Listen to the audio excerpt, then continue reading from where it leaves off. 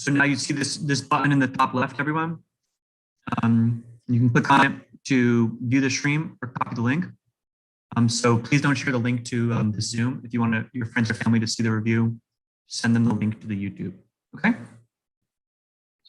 Great. Barry, I'm going to make you the host, and then I'm going to go on to the next review to set up. I'll come back if you need me. You're muted, but I'm gonna go. Okay, good. Let me find. How's it on site, guys? No, it's pretty good. It is wet. Yeah, I know. Let me find.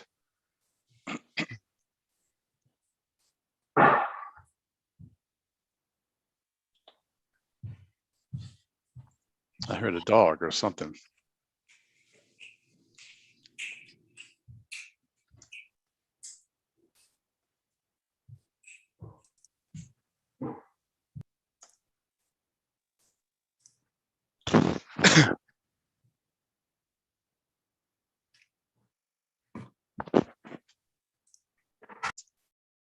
Everyone looks so clean.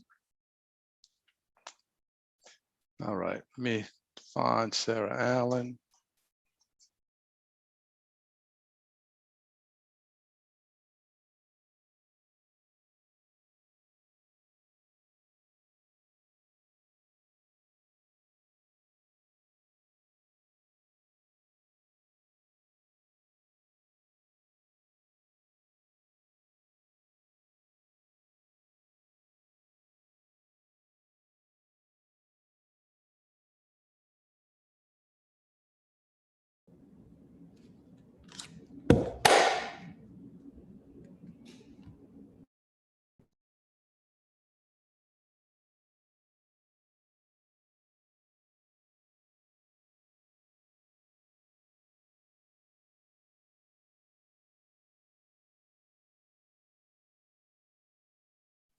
Oh my gosh, is that Pam Beasley?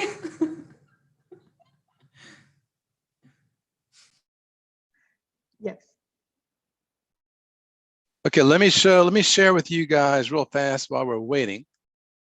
And it gives me a chance to practice a little bit with this whole share screen thing. The photos that Sarah Allen took, they look great. And we went through them this morning and she edited them. They look really good. Let me find them.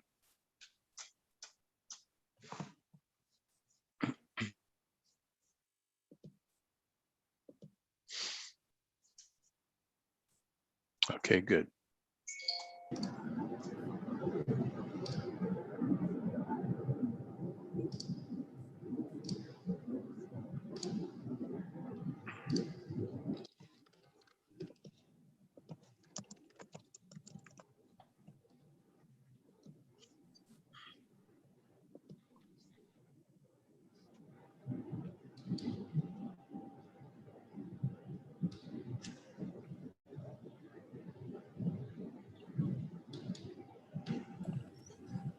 Okay, all right.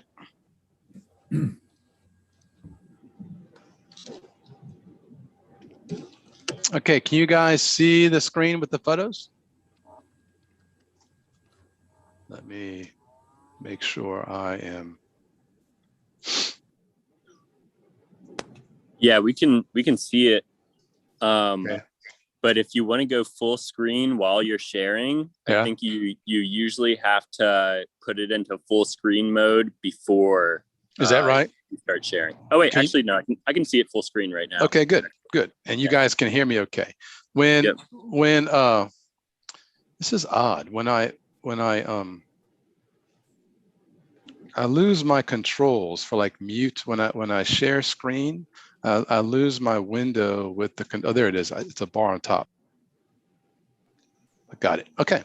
So the photos look great. Okay. So I'm going to do my best to walk the critics through the project.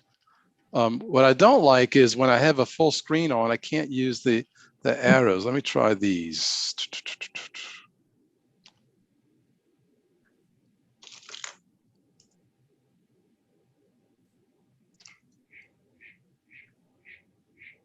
Ellis wanted to say good luck to everybody before he goes away. Good. Ellie, hi, buddy. Oh my goodness. Yeah, they don't work. Alice helped you edit the All right. photos last night, Sarah? This morning. Oh. Okay. All right. So you guys see them okay, right? Yes. All right. They look good. And we had, and Sarah Allen and I went through a little script of how to present them. And hopefully, and then I sent this to all the critics so they can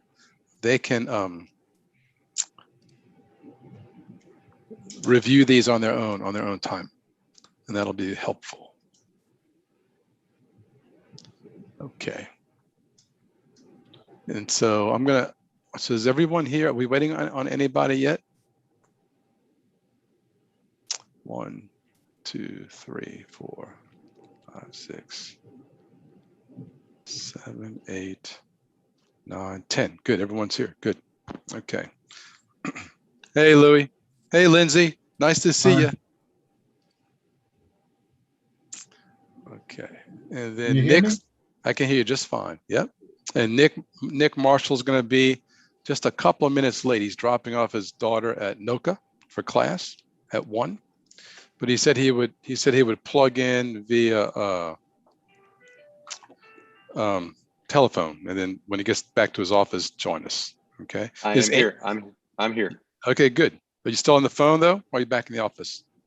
Back in the office. I'm ready Okay, whenever good. you say go.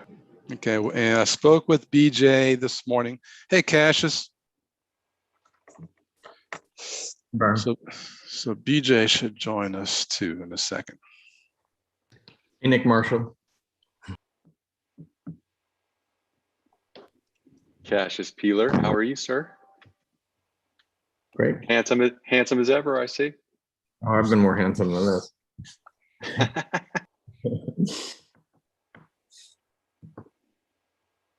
I'd say it was good to see you, but I see you're not here yet. I'm waiting for the final unveiling. You don't need to look at me any longer than you really need to. Excited to see BJ. Hey, Pat. Hey, Nicole.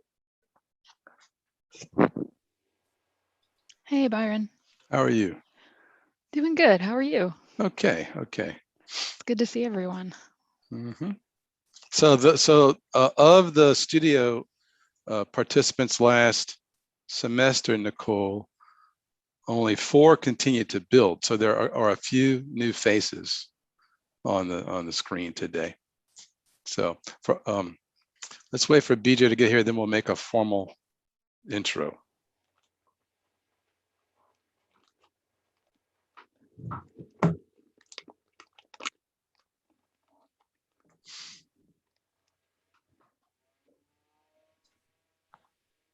There he is. Okay, I think that's good. Hey, BJ. Hey. What's happening? Long time no chat. Long time no chat. So, Louis, is Amy going to be here soon? I don't know. Okay. I know she said she was busy. Okay. That's okay. We'll get started. She'll jump in. And then, Nick, you said Daisy, you invited Daisy. Will she join us soon? I invited her, but I just told her that she could drop in whenever. Okay. I think I think she was going to try to be in the beginning because she was thinking maybe do a tour. I'm not sure. But oh, okay. Anyway. All right. Well, let's get started. So, hello to everybody. I'd like to introduce our visitors, our jurors today, but we have Amy will join us. Amy Batiste will join us. She's the CEO of Neighborhood Housing Services, and I hope she joins us soon. And then Louis Schneider, you guys know, he's visited the site a few times. He helps run their design build portions of the project. And then Nick Marshall, who's a friend and colleague and alumnus of Tulane, is also now the chair of NHS's board. And so he's been a really great liaison between our goals as academics and researchers and NHS's mission. Nicole Mahaffey and Pat Frankie are Tulane alum. Nicole did Urban Build 10. She was involved with all of the studio research during the fall from Phoenix.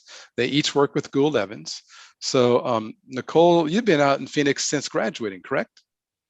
Yep, coming up on 5 years now. Yeah, okay. And Pat, you were in Kansas City, but now you've relocated to NOLA for a while, for good, correct?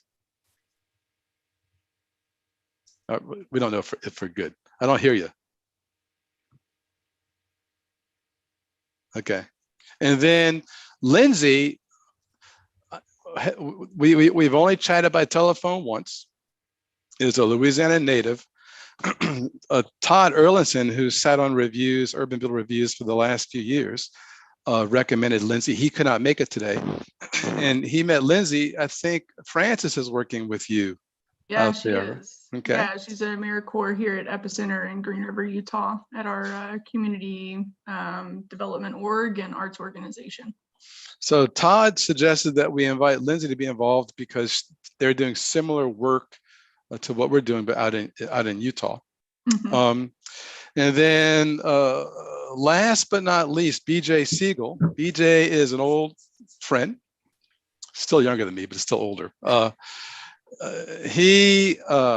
There's some overlap here. Nick, Marshall, myself, BJ, Cassius were not all of the same years, but we were in school here together. BJ left town. We worked together for a little while at EDR, all of us at some point. And then BJ, you left for grad school, ended up in San Fran, and somehow landed some sweet gig working with Apple, doing Apple stores around the world. And he's recently, how long have you been away from Apple now? 2 years. Okay, so he's been working with some colleagues on the development of a company called Juno, where they're looking to take some of the skills learned through resourcing components for Apple stores around the world to develop multifamily housing projects here in the States. And you have your first project is about to break ground outside of Austin, Texas now, huh? In the beginning of June.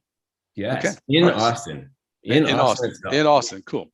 And so next year, we may be able to plan a field trip out that way. And he's invited really to this lecture, to this presentation to give us a little bit to give us some insight regarding how what we do at the scale of dwelling might be translated to the scale of multifamily, okay? So I'm gonna share in the Cassius, you all know, have I missed anyone? No, we're all good. So just to give you all an intro, this year, we built a house in 16 weeks. It's a larger house than we've done in many years. It's 2,000 square feet. We practiced safely amidst the threat of COVID. The students were great. It was a small group of students. Typically, we have a group of 12 to 14. This term, we only had 10. And some of those, of the 10, a couple of them had to take a few outside classes during the week. So it was quite a push, and they did great. We were able to get a little help. Well, the only help we got outside of the norm is we had a sheet metal guy, Hernan, help us to put the cladding on the building. But outside of that, we ran the program as we typically do. Okay, but the limitations of time and staff did force us to make some decisions, which I think lended themselves to a more critical analysis of the use of time and affordability. I'm going to share screen and quickly run through some introductory PDFs info. Okay. All right. Okay, can you guys see this? So this is primarily to get everyone on the same page and for the visitors, but really the Urban Build program is a 1 year long research program. We've done one project in the 9th Ward, one in Treme, but most of the projects have been in Central City, where the little green dots are. We've built, I think, 13 houses in close proximity to each other within this part of the city.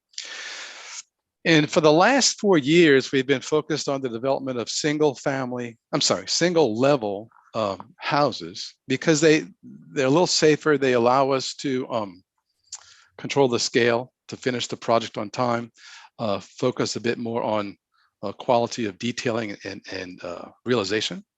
But most importantly, because we no longer had a second level, they allowed us to think about how these schemes might make some connection to the sky, right? So number 12 in section really relied upon this clear story condition that Sarah Allen Hopper and Pablo installed themselves one day. I'll never forget that week of horror. But that led to 13, where we asked the question.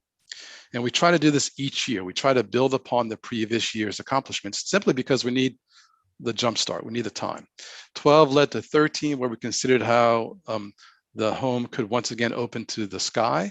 In this case, in addition, we thought about how the roof could collect water. And of course, that led to URBANbuild15, where we took that idea of how water might be collected, funneled it to a court, and celebrated that collection in a pretty ambitious way. In doing this, at one of the final reviews, or actually it was at a faculty presentation, a studio walkthrough, Dean and Yakialde suggested, hey, how do we begin to think about an increase in scale, building upon the idea that this strategy relied upon these courtyards, and that the courtyards might allow for a multifamily assembly in a very simple way. And so that started the next few years of research, where we say, okay, while the students have they have a limitation of time, how do we develop a project, the scope of work that is manageable in a semester? We could not ask them to build a multifamily dwelling like this, but we can ask them, and we've proven that they can build a home in a semester. So every strategy since that time has been about the development of a home that might work equally well as a freestanding single-family dwelling or as a component of a multifamily collection. Last year's home, number built upon this idea of the courtyard once again. We finished it amidst the limitations of COVID, but the students got it done, and they did a great job battling through that moment in time. At this time, we also started to work with Gould Evans architects, pursuing this idea of how might a project we do here locally, and this is an effort to get the students to think a bit more ambitiously. We started to talk about this idea of national translation. How might the house we do here be customized or changed for a location in Kansas City? How might the scheme be altered for application in Phoenix? And that's led to a different type of observation about what we do. How do we think both locally and nationally about the making of homes in this country? This was the kicking off point for this year's research, right? Where we asked, okay, let's take number 15, build upon this idea that there are these open ends. There is a courtyard, and how might those qualities be expanded or capitalized upon? And so last semester, the students started as normal. Of the group of students, each person established a scheme. They were then paired, and they worked as teams of 2, and they developed strategies at midterm. And at midterm, they chose one of those strategies for continued development and fabrication. And this is just an edited, reduced version of the booklet I sent out to everyone. But basically, this is the strategy they chose to build. And so last semester was spent developing this, studying options for the planning, for the front efficiency unit, and then jumping into the production of construction documents. So what I'm going to do for the critics is every now and then I'll suggest that you might take a screenshot so that you have an image to make reference to later on. I would take a screenshot of this floor plan. It may help you as we move forward. And since we're not in a room with things pinned up, Basically, the strategy works like this. There is off of the street, let me get my tools here.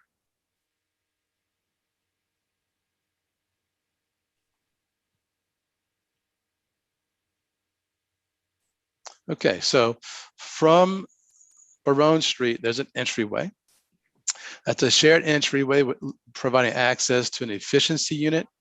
And I'm going to get a smaller pen. And access to the main home, right? We built this project as a true duplex, separate meters, separate utility connections. But if anyone ever wants to open that wall between the front unit and the back, they could, right? And so the effort here was to provide the buyer an option to have a home office in response to the new COVID world, to have a suite for a family member, to have a little short-term rental, or to have a long-term rental. In a nutshell, there's an entry court that, that efficiency has its own front porch addressing the street. There's a main court for the larger family home. There's a rear private court for the bedrooms. We covered it with a roof this semester, but it could be left open to the sky. And then there's a backyard connection.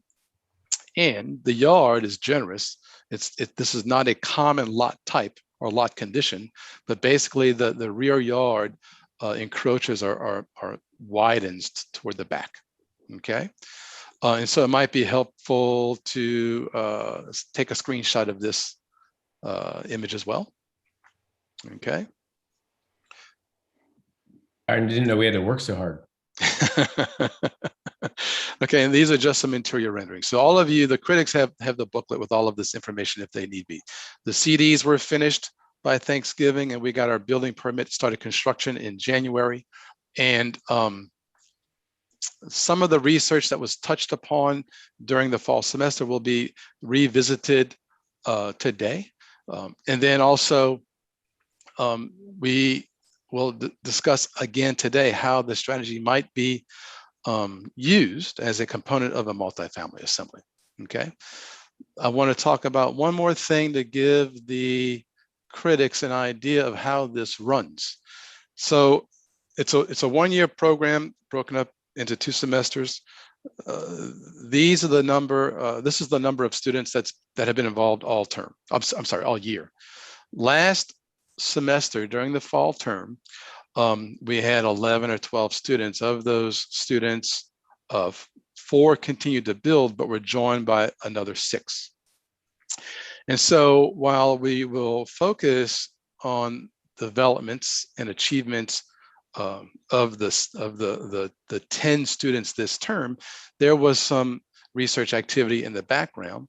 And then today, this is always a hard part with Urban Build, because it's a group project. We never have a conventional review. It's not like each student has a chance to pin up their work for presentation and then we discuss what they did. We are discussing today the results of a group effort.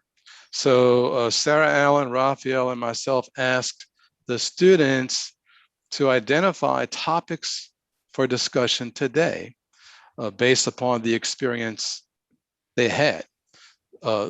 We can be critical and should be critical of the constructed result, but we also want to have conversations today about the mission of the program, about relationship to the community, and about moving forward. How do we take what we've accomplished and use it to set new goals, okay? Finally, this morning, so the students worked through Saturday to clean the place up. They took some photos. We'll see some of their photos today. Sarah Allen took some photos with the students on Saturday, and she and I sat down this morning and chose the ones which we thought would be most helpful. I sent this PDF to all of the reviewers so that you have this to look at if need be. But in a nutshell, I'm going to try to walk you through this with the images since we can't wander the site. There are 4 students on site plugged in via their hotspot, their phone, and they'll be able to answer questions and wander through the project with us and show you things you might like to see. But basically, I'm not going to do full screen. I'm just going to leave it like this. There's the front facade of the scheme. There is a shot of the project in context. We can have a discussion about materiality and the difference between standardized components and customized components. Walking inside, there is a shared entry court. And from that court, we see through the main home toward the back. Turning around, we have a reconnection to the street. And then you see there on the left, that is the entrance to the efficiency unit. A small unit, not even 400 square feet, if I remember correctly. There's a little porch facing the street. Those shutters slide and stack to the left. There's a little kitchenette in the foreground, a little mini split cooling system. From that location, see there's the little shuttered porch. This is facing southwest. That the shutters can be opened so that occupants can share some connection to the neighborhood. Leaving the efficiency, we enter the main home. Around the corner of this foyer, we come into the living space, right? Moving through the living space, looking back toward the entrance, we understand this light core, the light well, right? That's from within that core of light. Looking from that core with the door shut back toward the entry porch. Leaving the courtyard, moving back toward the rear yard, we pass through the galley kitchen. Okay, looking back from the galley kitchen toward the courtyard. We can speak, or you can ask questions about detailing and material resolution. Some students will speak to that topic today. On this side of the kitchen is another table spot, and to the left is a little courtyard separating the two bedrooms of this home. That's from within that private courtyard, a bedroom courtyard. They do not access that courtyard from the bedrooms. They can peer into it, but they can't walk into it. And then from this back portion of the kitchen area, they gain access to the garden. Okay. And that is the rear yard condition now. So inside there are embedded into the density of the scheme, 2 bedrooms with subtle links to the public spaces. Each bedroom has access to natural light and air. The master bedroom, although I'm told I'm not allowed to say that any longer, the main bedroom of the facility has access to the court and to the rear deck, as well as back through the bath to the garden. Okay, so in a nutshell, that's an introduction to the studio. I'm ending with the accomplishments of the students. They've worked very hard. And before we begin hearing from each student individually, our teams of 2, are there any questions from the visitors today?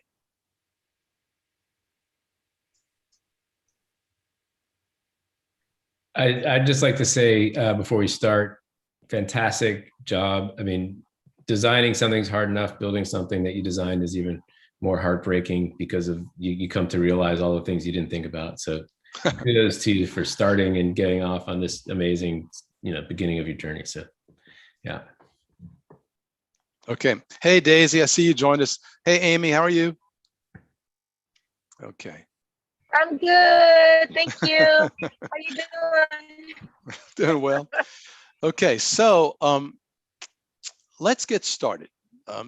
And I think, Hugh, you're up first, correct?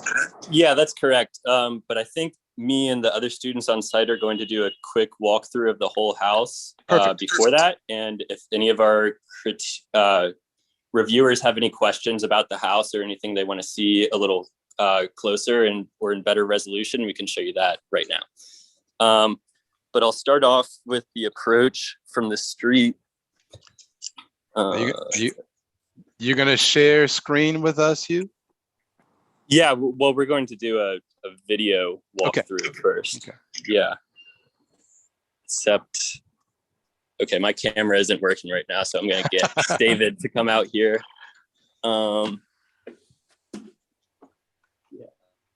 For the critics, we had a trial run of this technique last year, right? We were working on last year's project, but we all had to take different precautions due to COVID. And so it worked out well. We're trying to repeat that, but we have 4 students on site that can walk us through, and then others will make presentations in a more conventional way, okay? Okay. So this is the front facade of the house, and this is our surrounding neighborhood. It's mostly residential with some rental units like that apartment building over there, or this neighboring duplex. At the corner of the block, we have a corner store, convenience store thing, and then we have a bike rental business that give bike tours of the city. So yeah, we also have some commercial spaces on this side of the block. Hey, Hugh, let me jump in a second. Just let everyone know, if you go to the upper right-hand corner of Zoom and hit view and choose speaker view, that will make his walkthrough window larger on your screen. For those Hugh, you need to log out of your other Zoom or mute it. Oh, okay. Gotcha. Thanks. Okay. Thanks, Adrian. But yeah, this is the front approach of the house. We have operable shutters on the efficiency side of the house to provide privacy and shading to whoever ends up dwelling there. And then we also have a front gate to provide security in addition to privacy and shading to the front porch, which also serves as a shared entry to both the efficiency apartment and the rest of the house. Yep. This is handed off to David right now. Hi. This is a look into the efficiency unit by itself. You've all seen the pictures, but this is kind of the view you get from the inside looking out to the street. I think the operable shutters give both a good amount of protection from the sunlight, which the sun's starting to peek out now, and also privacy from the street. Because we're raised 3 feet off the ground, the eye level that people would have from the street is about your legs slash crotch area. And these shutters address that by having the more dense louvers are at the bottom and less spacing. So you can see out from above, but not really see in from below. And then swinging around, looking at the rest. Very tall ceilings, 11 foot high, and a small kitchenette and bathroom. Has its own power box. As Byron kind of mentioned earlier, it's a little bit separate from the rest of the house. Has shower, toilet, sink, and space for a washer dryer, and its own water boiler here. And if you guys have any questions, this is pretty much it. Over here is kind of a very tall closet space. And that is the air cooler right there. There's you. And we're moving on to the main house now. This is just the direct approach you see walking in. You have direct access to this main courtyard, looking down and all the way through. And here's the small turn that Byron mentioned. It opens up to this larger living room space. The ceiling gets higher as the roof slopes upwards. So you kind of feel this large expanse as you enter. Oh, the sun is shining today. That's really nice. Over here, these sliding doors actually kind of conceal 2 different areas. This one right here being the mechanical room. It has a little power and access to the attic. And then in this side, the other bedroom of the main house. I will now swap off to Cheryl because she has better connection than me.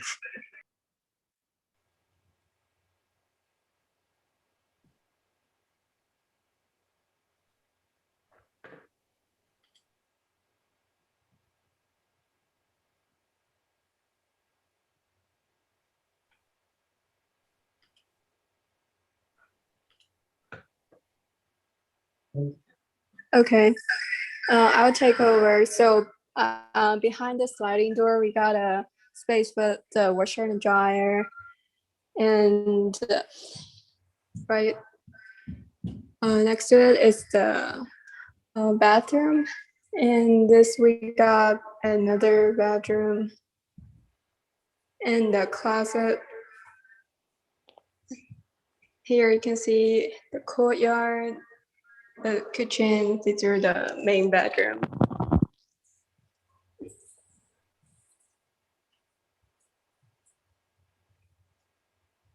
So this is our gallery kitchen.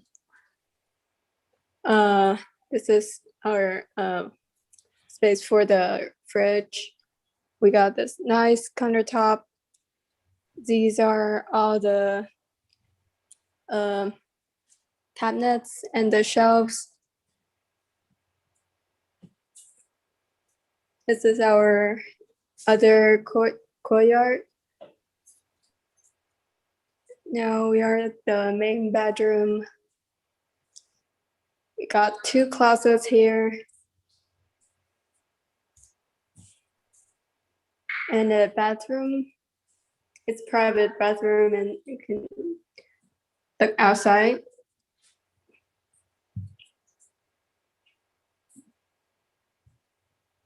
I'll hand over to Alec.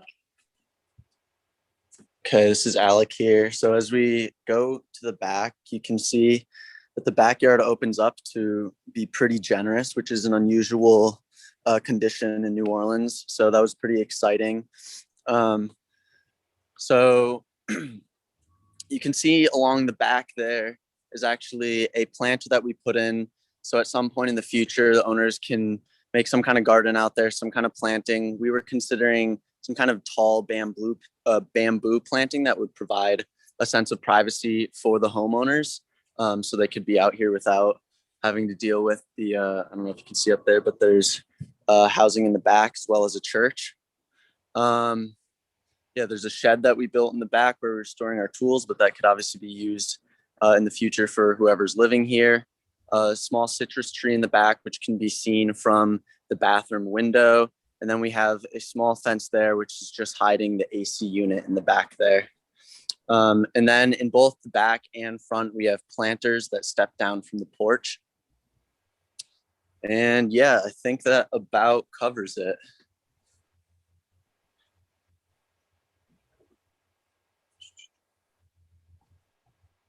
Alec, hold the camera high so people can see. There you go. Yeah, so here you can also see, just looking back through the long galley kitchen, back towards the main courtyard space. And you can see that as the courtyards are really providing most of the light for the units, and they do a pretty good job of being large light wells. So we'll just take a quick walk back through the house. We'll go through the main courtyard here. You can see the large beams that are continuous into, oh, that's just the reflection, that are continuous from the courtyard into the main living space. And those kind of distribute the load for the walls, the exterior wall here along the courtyard, as well as this wall that bisects the living space. And yeah, we'll just walk right back up through the front. And you can see again these shuttered conditions in the front, which provide a lot of privacy and shading. And that's behind us. Okay. That was great, guys. Hugh, are you there? Yeah, I'm right here. So are you ready to initiate a conversation? Yeah, I have a few slides that I put together yesterday to kind of explain my topic first, though. So my topic was sort of comparing the design process versus the build process. In urban build, we have a pretty clear divide versus the fall semester, which is primarily the development of a scheme, versus the second semester, which is the construction of a building. while one is primarily a design project and another primarily a build project, there are definitely elements of design in the second semester in addition to building stuff in the first semester, like models and physical studies. So I'm going to sort of be comparing those decision-making processes and their intended results and outcomes. So the fall semester starts with decisions sort of being informed by the site, of course, and the requirements of the site. Preceding urban build projects, like Byron was talking about, each urban build iteration works off of the discoveries and the design of the previous iterations. So that was another important part in our research for informing our design. And then from there, we add additional programmatic aspirations. We consider different material options in addition to different massings and layouts, different formal investigations.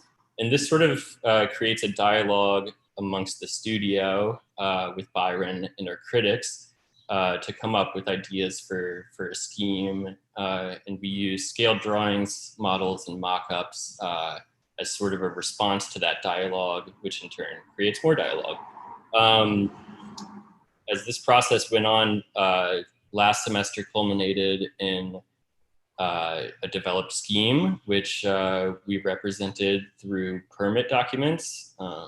And that was the jumping off point in this semester, where we had to start interpreting those documents and coming up with our own criticisms of them in the form of making new design decisions that were either reinterpretations of parts of the permit document or complete like add-ons and new features in terms of detailing and some of the finer grain design decision-making in the second semester. And I sort of break this down into three general categories. There's researching, which in some form is conducted from the design phase in the fall semester all the way to researching materials and market conditions and things like that inform the build process in the second semester. Designing is something that's pretty much done throughout the entire course of the year, whether it's in the development of a scheme or the building of the house. There are design decisions to be made across that entire span. Whereas building is definitely more inclusive to the second semester because we're obviously on site and in the midst of construction for that entire period. But I'd also consider part of the fall semester as building as well, in that we build models in different sort of studies to inform the design of our scheme.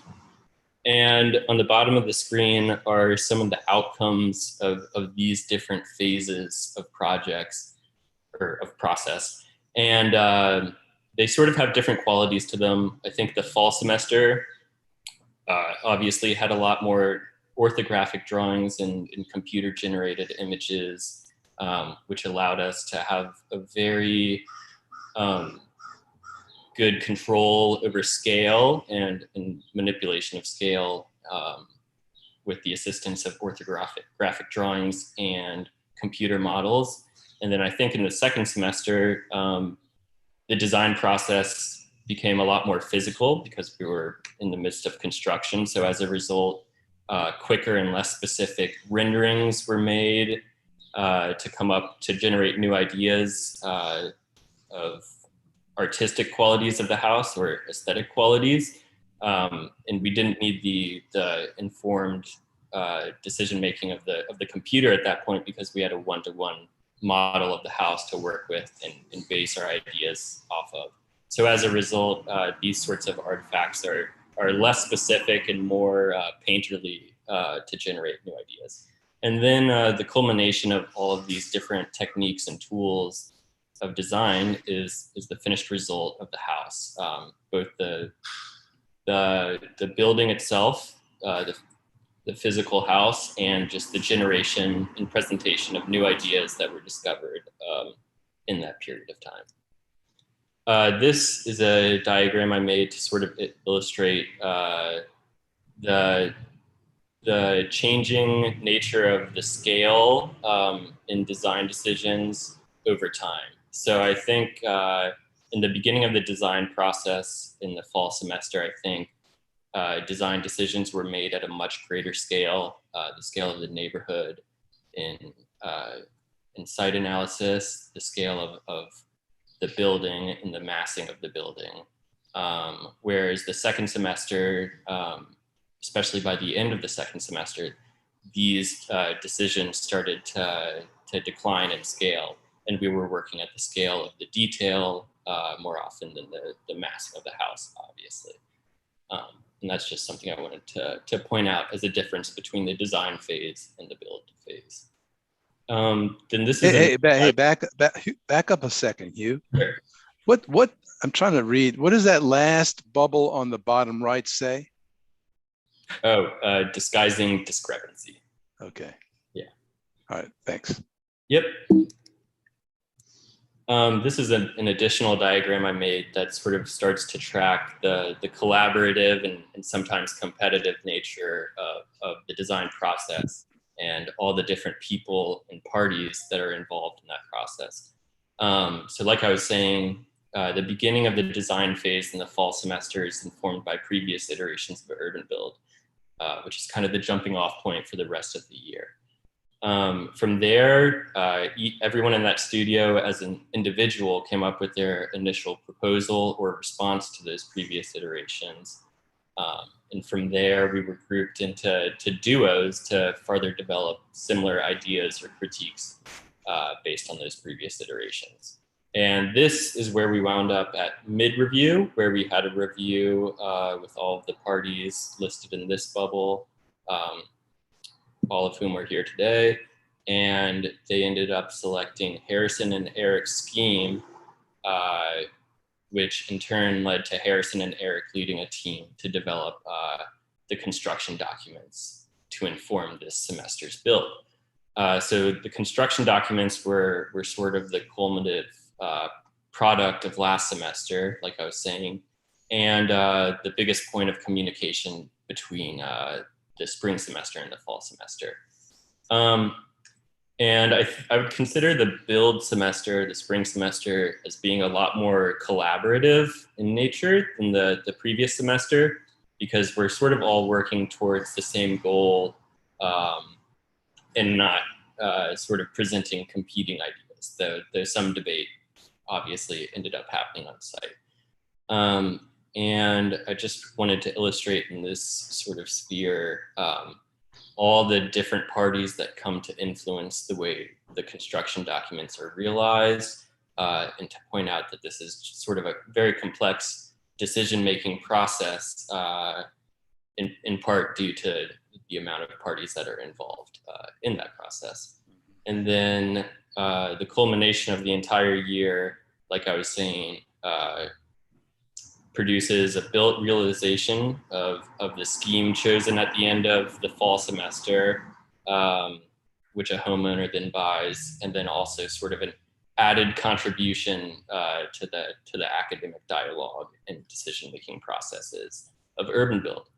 And then once again, I have sort of different artifacts that show the different types of design processes that were happening at different points in the semester. So obviously the fall semester contained a lot more computer-generated drawings and renderings, whereas the second semester, our decisions were not informed as much by drawings and renderings, but the real-time building of the house and responding to the ever-changing build conditions.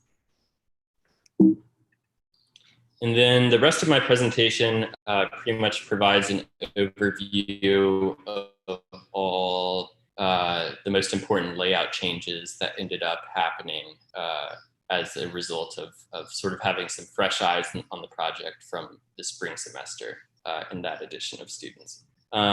So I think a lot changed in the landscaping of the front of the house. We ended up designing the stairs a little differently and using a more gradual slope to the street with the utilization of planter beds to sort of change that entry sequence. And those new built conditions in turn provided new design challenges for us, like the addition of this planter bed sort of necessitated the addition of this step, for example, to satisfy the code requirement. We ended up moving the sliding glass door in the efficiency bedroom as a way to produce a better spatial condition in that area. And then for practical reasons, like such as utility dimensions and allowances for washer and dryers, sinks, etc., we had to make some layout changes to the kitchenette, washer dryer, and bathroom portions of this scheme. In the middle of the house, we didn't end up having to make as many layout changes. We had the addition of more counter space to the kitchen and more storage space as a way to keep this galley kitchen visibly open and to allow more light to pass through this area.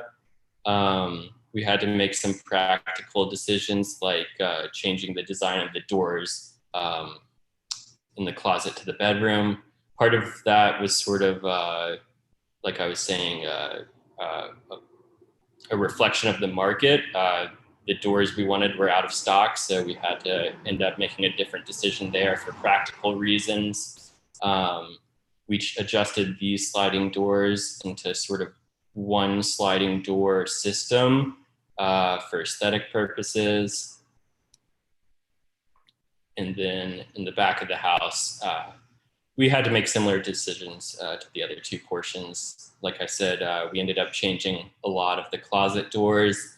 And then we made different landscaping decisions in the rear of the house due to our more intimate knowledge of the immediate landscape that we gained from the construction process. Yeah, and that's just an overview of the changes we made in layout. I think in addition to that, we ended up making a lot of more material and aesthetic changes at the scale of the detail or at the scale of material. For example, we didn't get our first choice in siding because of market conditions. Once again, the siding we originally wanted was out of stock, so we had to choose a different color and make new decisions and thoughts about color responding to that. So yeah, the entire process is very responsive, and as new decisions were made, that compounded into multitudes of new decisions to make based off of that. So yeah, that's my presentation, and if there are any slides or diagrams y'all would like to see again, just please tell me and I'll go back. Thanks, Hugh. Before we move on, because it's going to take a few presentations to get enough content out there to have a conversation, are there any specific questions for Hugh? Actually, I have a question, Byron, if that's okay. And it relates to the process that everybody goes through to design and build the project. I think it's obviously it's a kind of a huge effort in teamwork in order to start with multiple teams and reduce it down and then get down to one, and then adjust to market conditions as you have to and make decisions on the fly. It's very difficult. So I guess the question to Hugh or to anybody else that wants to comment, how much of the process is kind of a team and voting decision-making process, and how much of this is a decision that stems from a smaller group, and what is your reflection on the ways that decisions get made, when push comes to shove throughout the process, in relation to how the building itself follows its own rules? Does the building establish its own rules, and then the team or the individual has to then understand what the building's idea is, and then decisions are made based on that? Or is there some hierarchy of decision makers that then influences it from many different points of view? I think at the beginning of this semester there was a clear set of intentions in the scheme we pursued, just because of the strength of that scheme.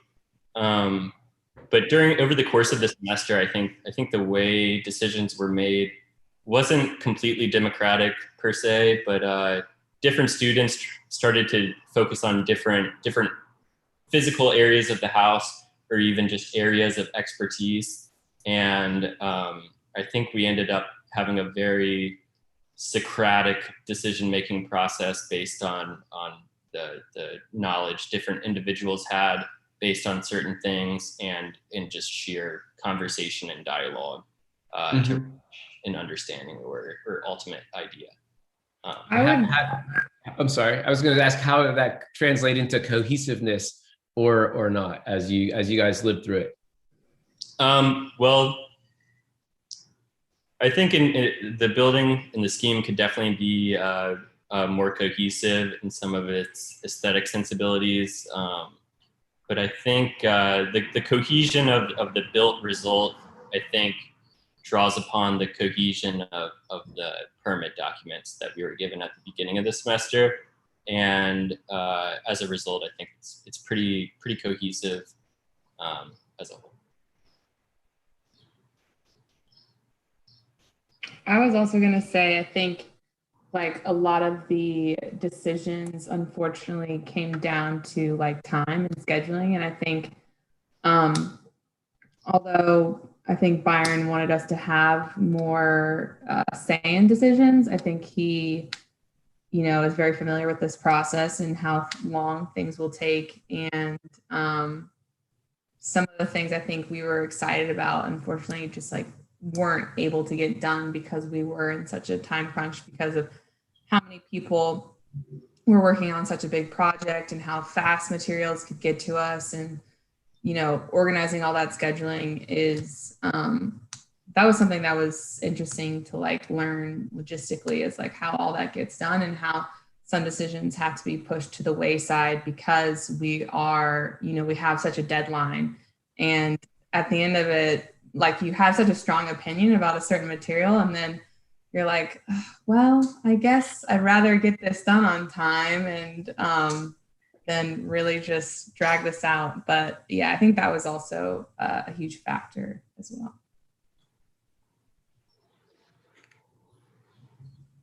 Would love to add one question as well. I guess both to Adrian and Hugh, but Adrian, since you brought it up that the time constraints might have precluded you guys from developing some details in the ways that you might have liked to.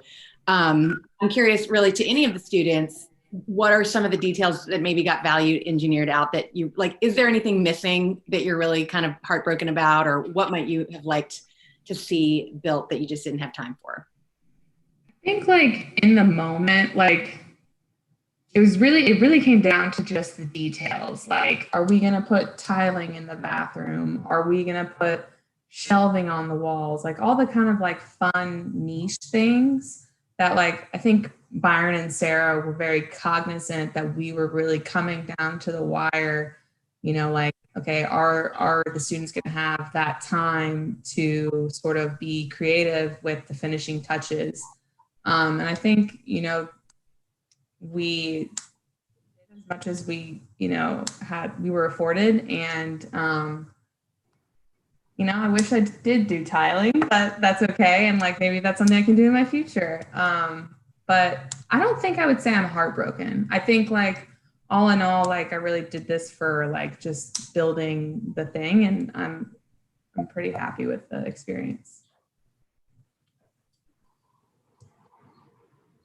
I guess my comment builds on what BJ was saying, and I don't think we have to answer it, but I'd like to talk about it further because I think it happens during the process a couple of times, and it's this question of ownership, right? So if you go back to the diagram that shows the different teams, what comes to light immediately is that Harrison and Eric are not on the build team.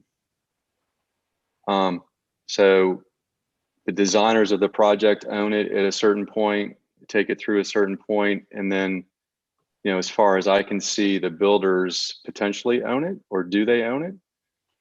And then at a certain time, all of the people on the page are going to give it over to someone called a homeowner, right? So that ownership is going to change as well. And I think if you're cognizant of those transitions, it can help decision making. And I also like this idea of disguise of discrepancy. Byron, I'm sure those words came from you. So I'd like to know, just as the current owner, where those are and how they worked, you know, and how fast those decisions were made, when you fell on them, when you came upon them. Just as a few examples, I think that'd be a fun thing to look at. You mean the toothpaste that's covering up the hole in the roof? I didn't see any drone videos, so I don't think toothpaste is a true disguise. So I know there are a few. So I just want to know what they are. Right. Will that come up? Will others bring that up in their presentations? Those of you that are going to speak to the topics of materiality and resolution, will you talk about this? I may be able to touch on a couple of those. Yeah. At least I think the courtyards in particular. I thought those were some of the most significant changes. So I can bring it up. Well, you're next on the list. You want to bring it up now? Sure, I can bring it up now. So let me ask: did you and Hong work together on your presentation? What I'm going to do is kind of give a more general. I'm going to discuss materials and kind of the construction process and how the value from that contributes to the future of being an architect. And okay, then, as we start that, I think the questions that BJ and Nick and Daisy bring up are important ones, especially the one related to authorship and group effort, right? I'm curious, don't answer this now, but maybe it comes up. Who found it easier or less risky to be working on a project with a group versus working on a project alone? I'd be curious to hear at the end of what you think about that. Okay, so just food for thought. Aaron, go ahead. Hugh, do you want to let's see.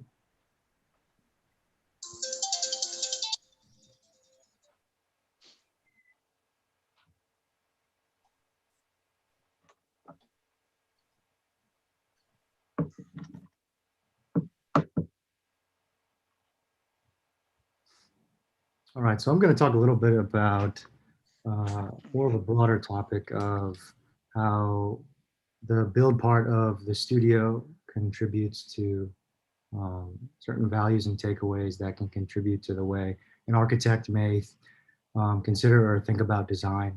And then Hong, my classmate following me, will go into more of the pragmatic and specificities of what we did kind of from beginning to end to sort of put the house together. So as you know, our studio this semester is heavily centered around the process of physically building a house. All other studios that we've taken leading up to UrbanBuild have critically shaped the way we design, the way we think, and the way we intend for architecture to be.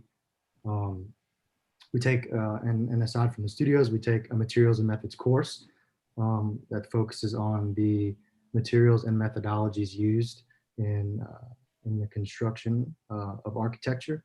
And we also take an integrated building systems course, which focuses on HVAC, ventilation, structure, the bones, essentially, of a building.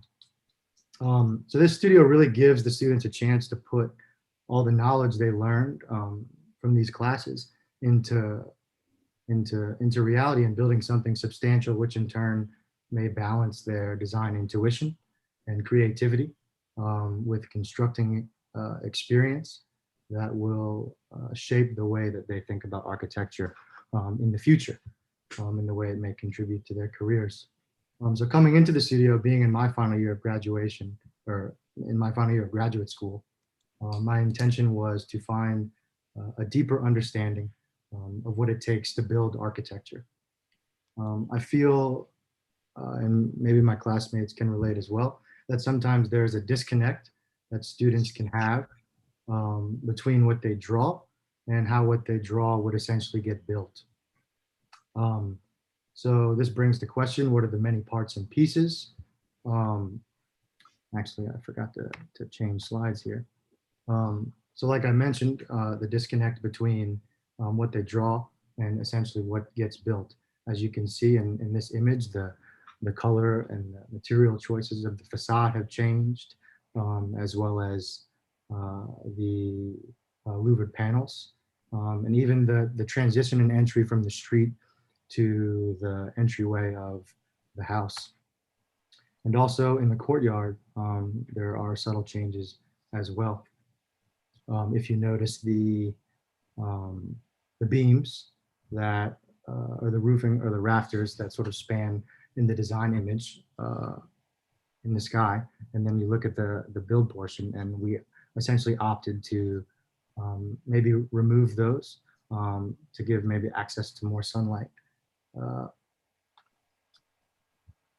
So more specifically, I'm going to go into a couple topics and talk about maybe some takeaways that our studio has arrived at when reaching the end of the semester. So in the construction phase, the relationship of how a building rests on the earth, essentially. In our case, the house floats or sits on top CMUs, which sits on top of a pile cap. It's raised a few feet to allow for airflow to pass underneath to keep the house cool, and also to keep the house dry in the case of flooding. In terms of framing, how has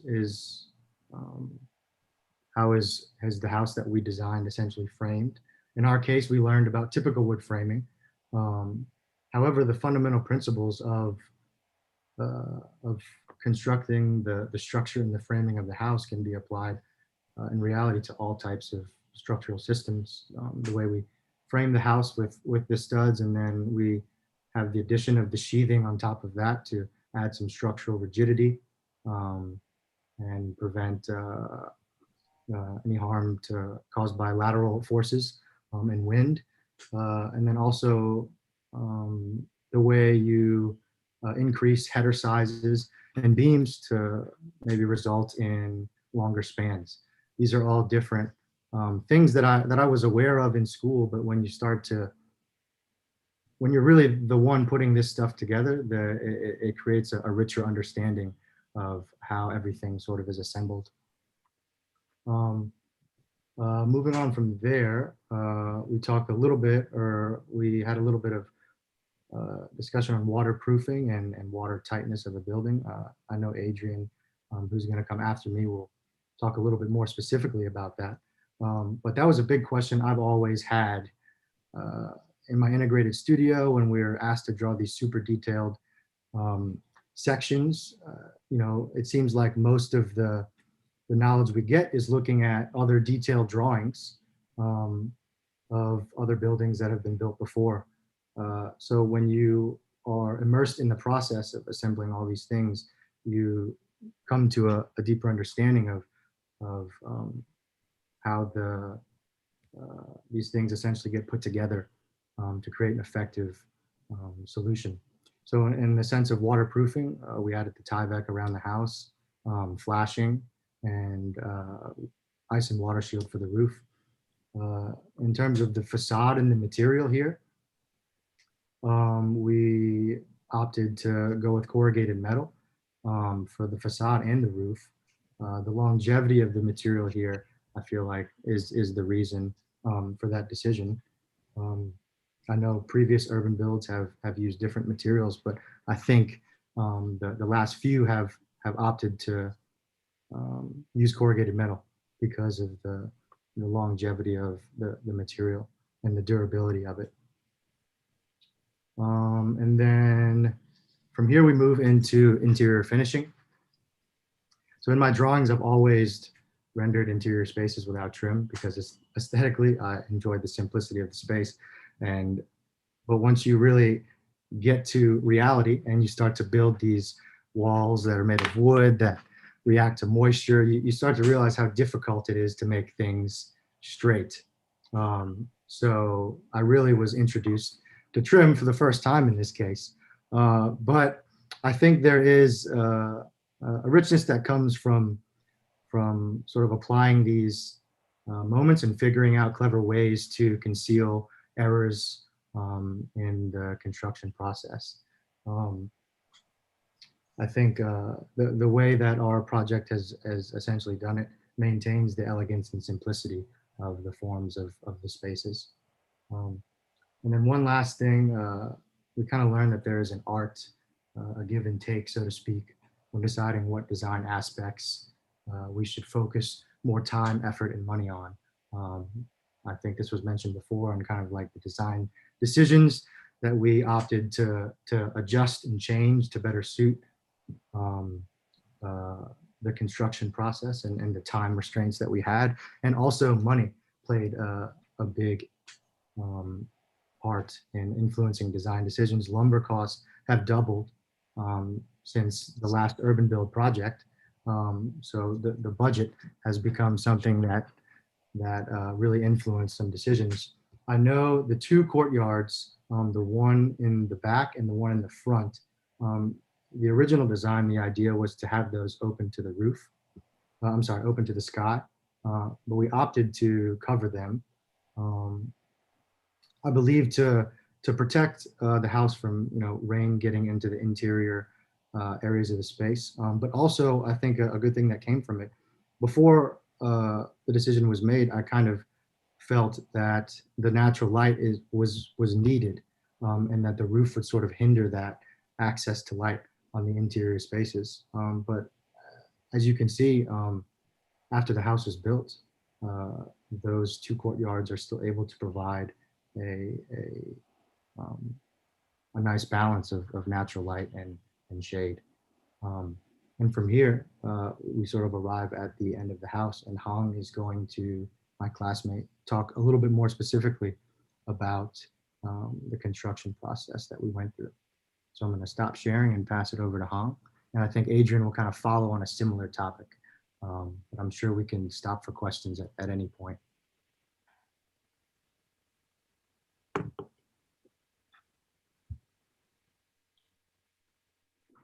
So, okay. So my name is Han, and my presentations will follow Aaron's idea. So I will talk about construction progress. So as a student, who studied in architecture for a long time, so I always have been focused on the design in the past, and I have never had any experience in the construction. So for me, if people ask me how I think about the design of the house, I can bring some feedbacks and ideas. But if people ask me how it was built from the ground, so I only will have a general idea. So the URBANbuild gives us a chance to participate in the whole construction process completely. So after the URBANbuild, I always have a clear idea in my mind of how can I build a house. So I divided our construction process into 3 parts. The first is the construction building, the second is the house finish, and third is interior decorating. Okay, so the first one. So the first we did is site staging. So prior to the students, prior we arrived to the site, the piles were driven and some of the framework was set. And we started just make the foundations. So we dig in order to reach the required depth of the pile cap. Then we set the rebar in and pour the concrete. And so we poured the sand to create a cleaner levels and the working surface to fill the walls left between the pile caps. And finally, we placed the concrete masonry units on the on the panel caps, and then complete the seals to the like seals here. Then we do the floor framing. So from here, we lay out the subfloor, which is consistent of the joints and the ring boards. And then we just finish the subfloor. And then we start to do the wall framing. So we build our walls with the start of 16 inches on the center. Then we raise them up and attach the bracing for you see the triangle for the sprout. So then we do the ceiling and the roof framing. So first we did is add more joister and the ring boards on the top. Then we install the beam and add the rigidity to the ladder force.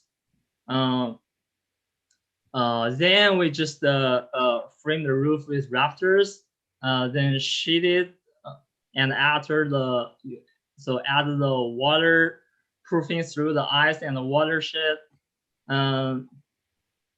So after that, the house structure just I'm sorry, I missed the one part. So the final blocking is we finish off the roof forming with fire blocks. So we just remove the temporary ceiling from the house and add more like a fire block, wood, hurricane strip to just make the house just complete the house structure. So after that, the main house structure was finished, and we jumped to the second phase to the construction. So the house finish part is the more complex. So this construction process is just no longer directly and a linear process.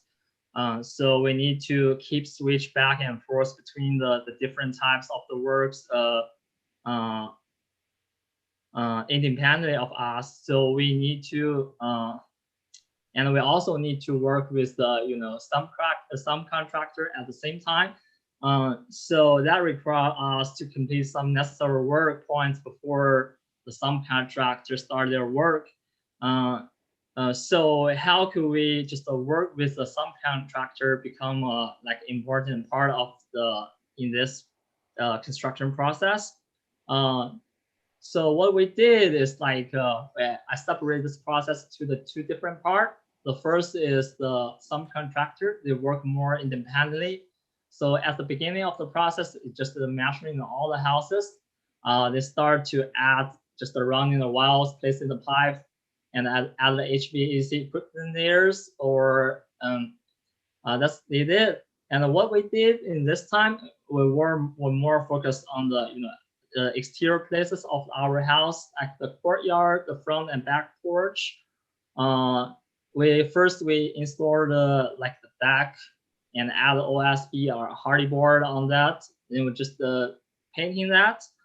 And at the same time, we start to design, design the small part in our house. I think that Hugh and Aaron talk about a little bit of this process. We separate to the different groups, and each group just charge for each part in the house.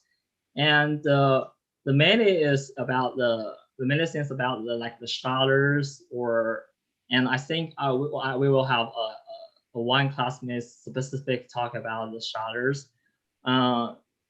So in this phase, we finished the exterior facade. We finished the installation of the doors, of the windows, and finally, it's just we spend a long time on the painting, and the painting is just like the biggest part in this phase.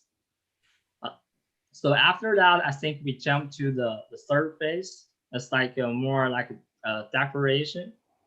So we add the floors, install the baseboard, install the sanitary ware cabinets, handrail and guardrail. We finish the overall landscaping of the building.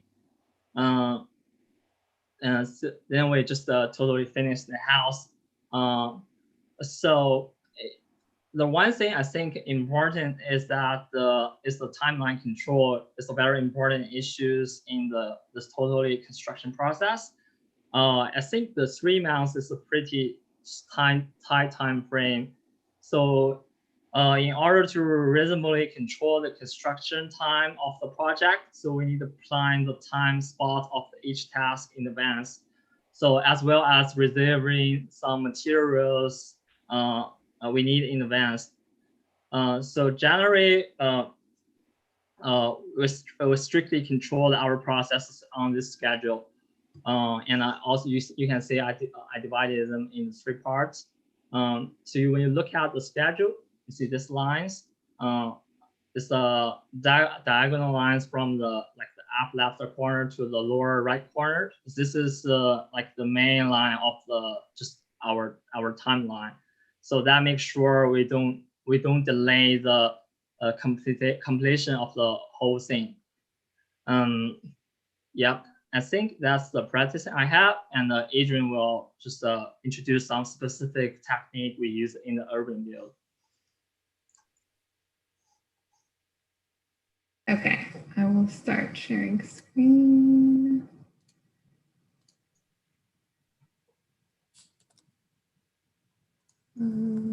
Full screen.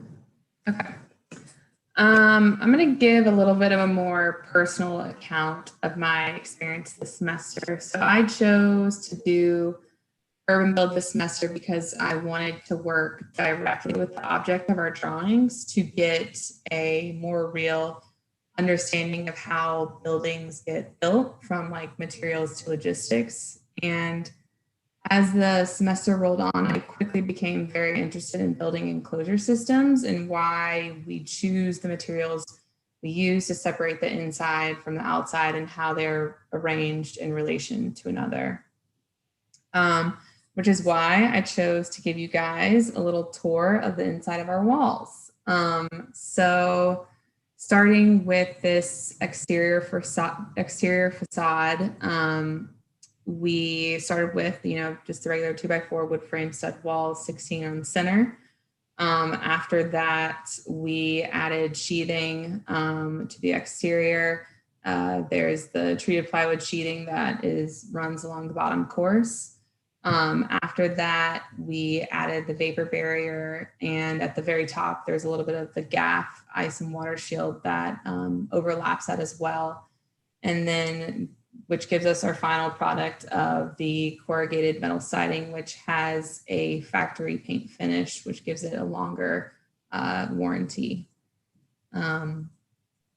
Moving on to one of the courtyards that Aaron was sort of talking about, is sort of like an exterior interior condition with it having a roof over it, but still having that opening in the back. Again, starting with like stud walls, obviously, adding the vapor barrier with Tyvek tape at the vapor barrier seams and corners, and then adding the window flashing here to install the windows on top.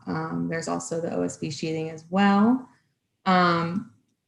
After that, we added the 4x8 hardy sheets cut to length. And this, I guess, is where a little bit of discrepancies and like trim out happens. Like because the walls weren't perfectly plumb and straight and all that, since we're all first time builders, that's kind of where things like seams were a little bit bigger in some corners, there were bigger gaps. And so that's where we had to make the decision in trimming out, like, do we add, a bigger trim detail here, or can we just caulk this joint, or any of that kind of stuff.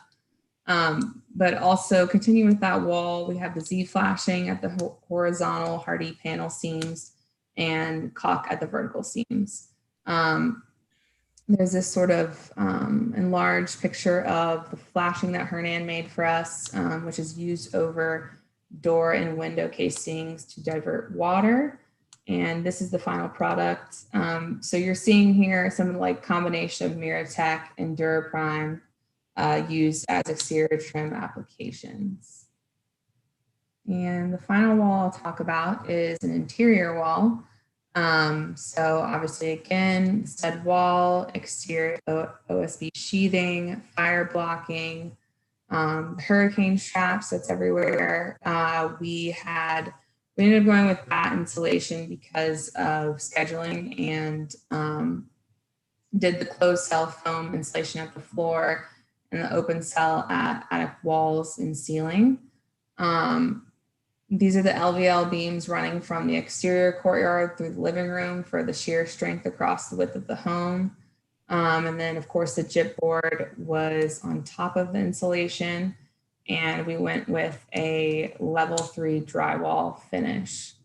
So I feel like after taking UrbanBuild, I definitely feel more confident as a designer and more prepared to be an architect in general. I definitely feel like I leave here with a love for construction and have, further interest in understanding like the division of labor among the trades, sequencing, and like just construction practices in general. And I have a desire to learn more about how to design buildings that are as durable, efficient, and comfortable as they are like beautiful through this lens of like building sciences. So that's kind of where this final semester with UrbanBuild has led me in thinking about my career for the future. And that's it. Okay, thanks, Adrian. So to the visitors, what questions might you have in response to what the topics Aaron, Hong, and Adrian bring to the table regarding, this is about more than just learning how to make a building, right? But nonetheless, I think back about when I was in school, and I wish I had been taught a bit more of this stuff, right? So how's it looking from the outside?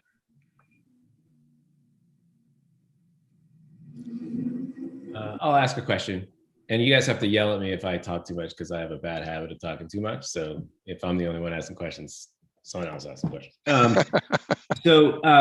Actually, I think what's really amazing is that I said in the beginning that you guys designed and built this house. I mean, it's truly amazing that first of all, in the amount of time it gets done. I'm always amazed by that.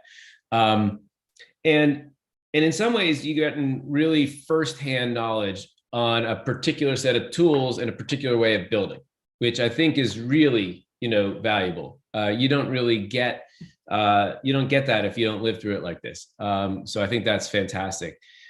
The question ends up being, there are so many tools in the world to design with now and to build with and to fabricate things with. And you're getting a lot of experience in one set of tools that you guys could, with the experience that you came to the party with, very little, right, be able to use to build this house.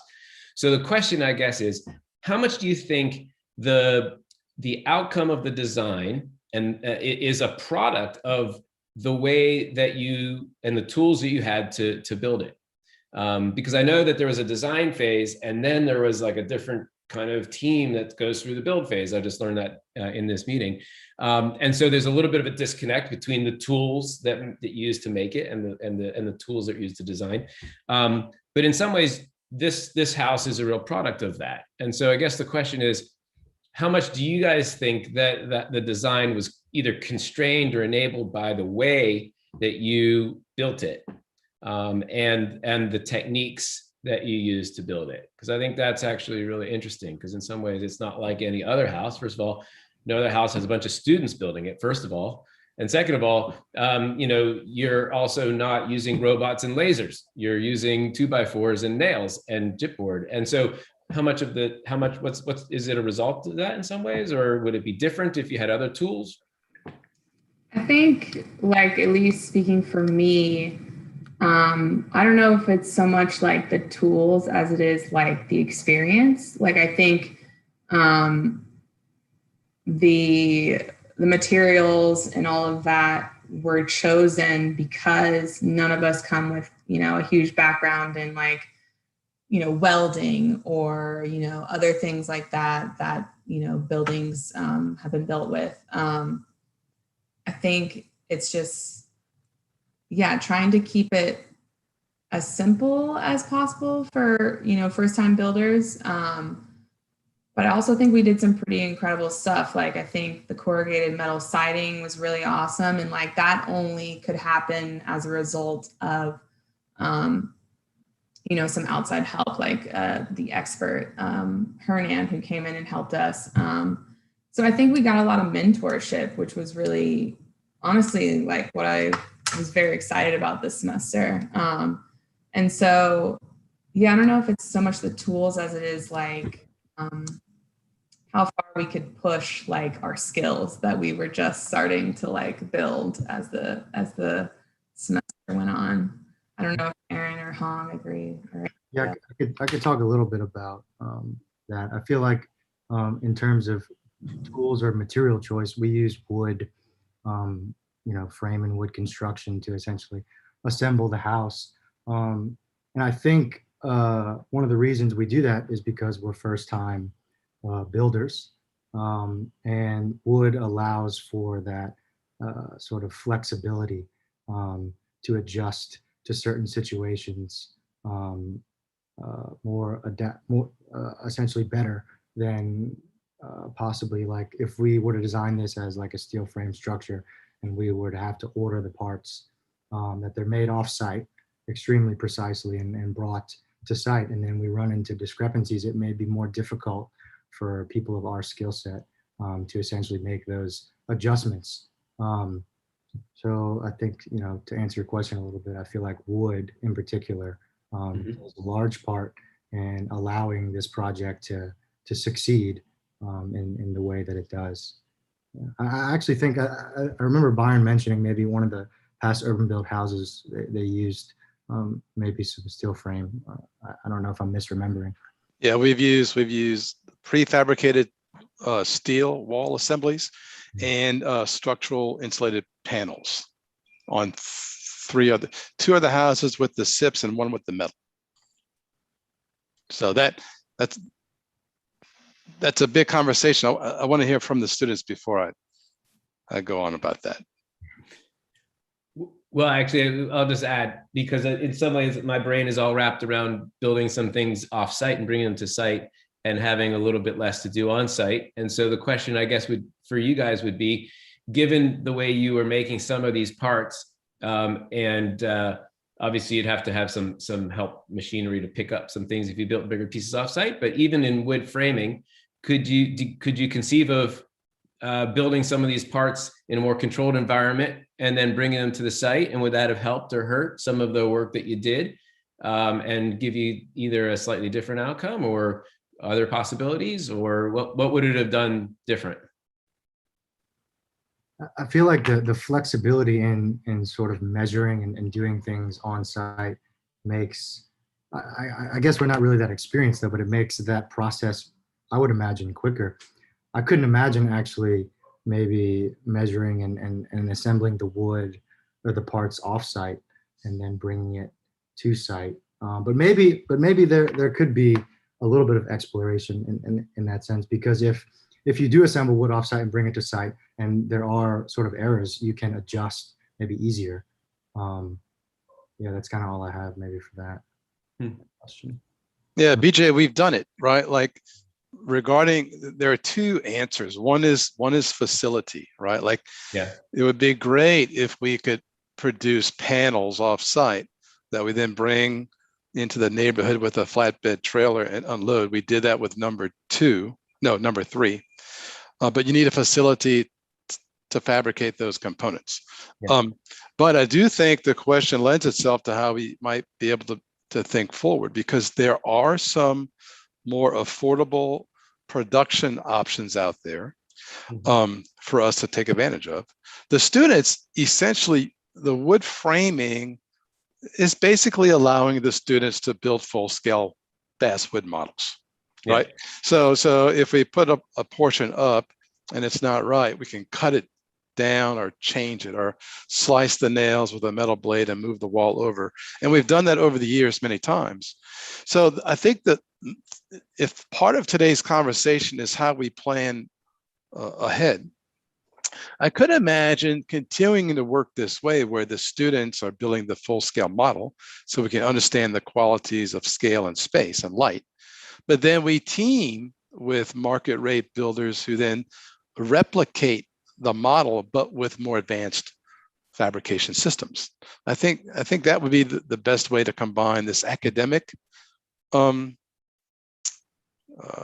investment with larger scale realization.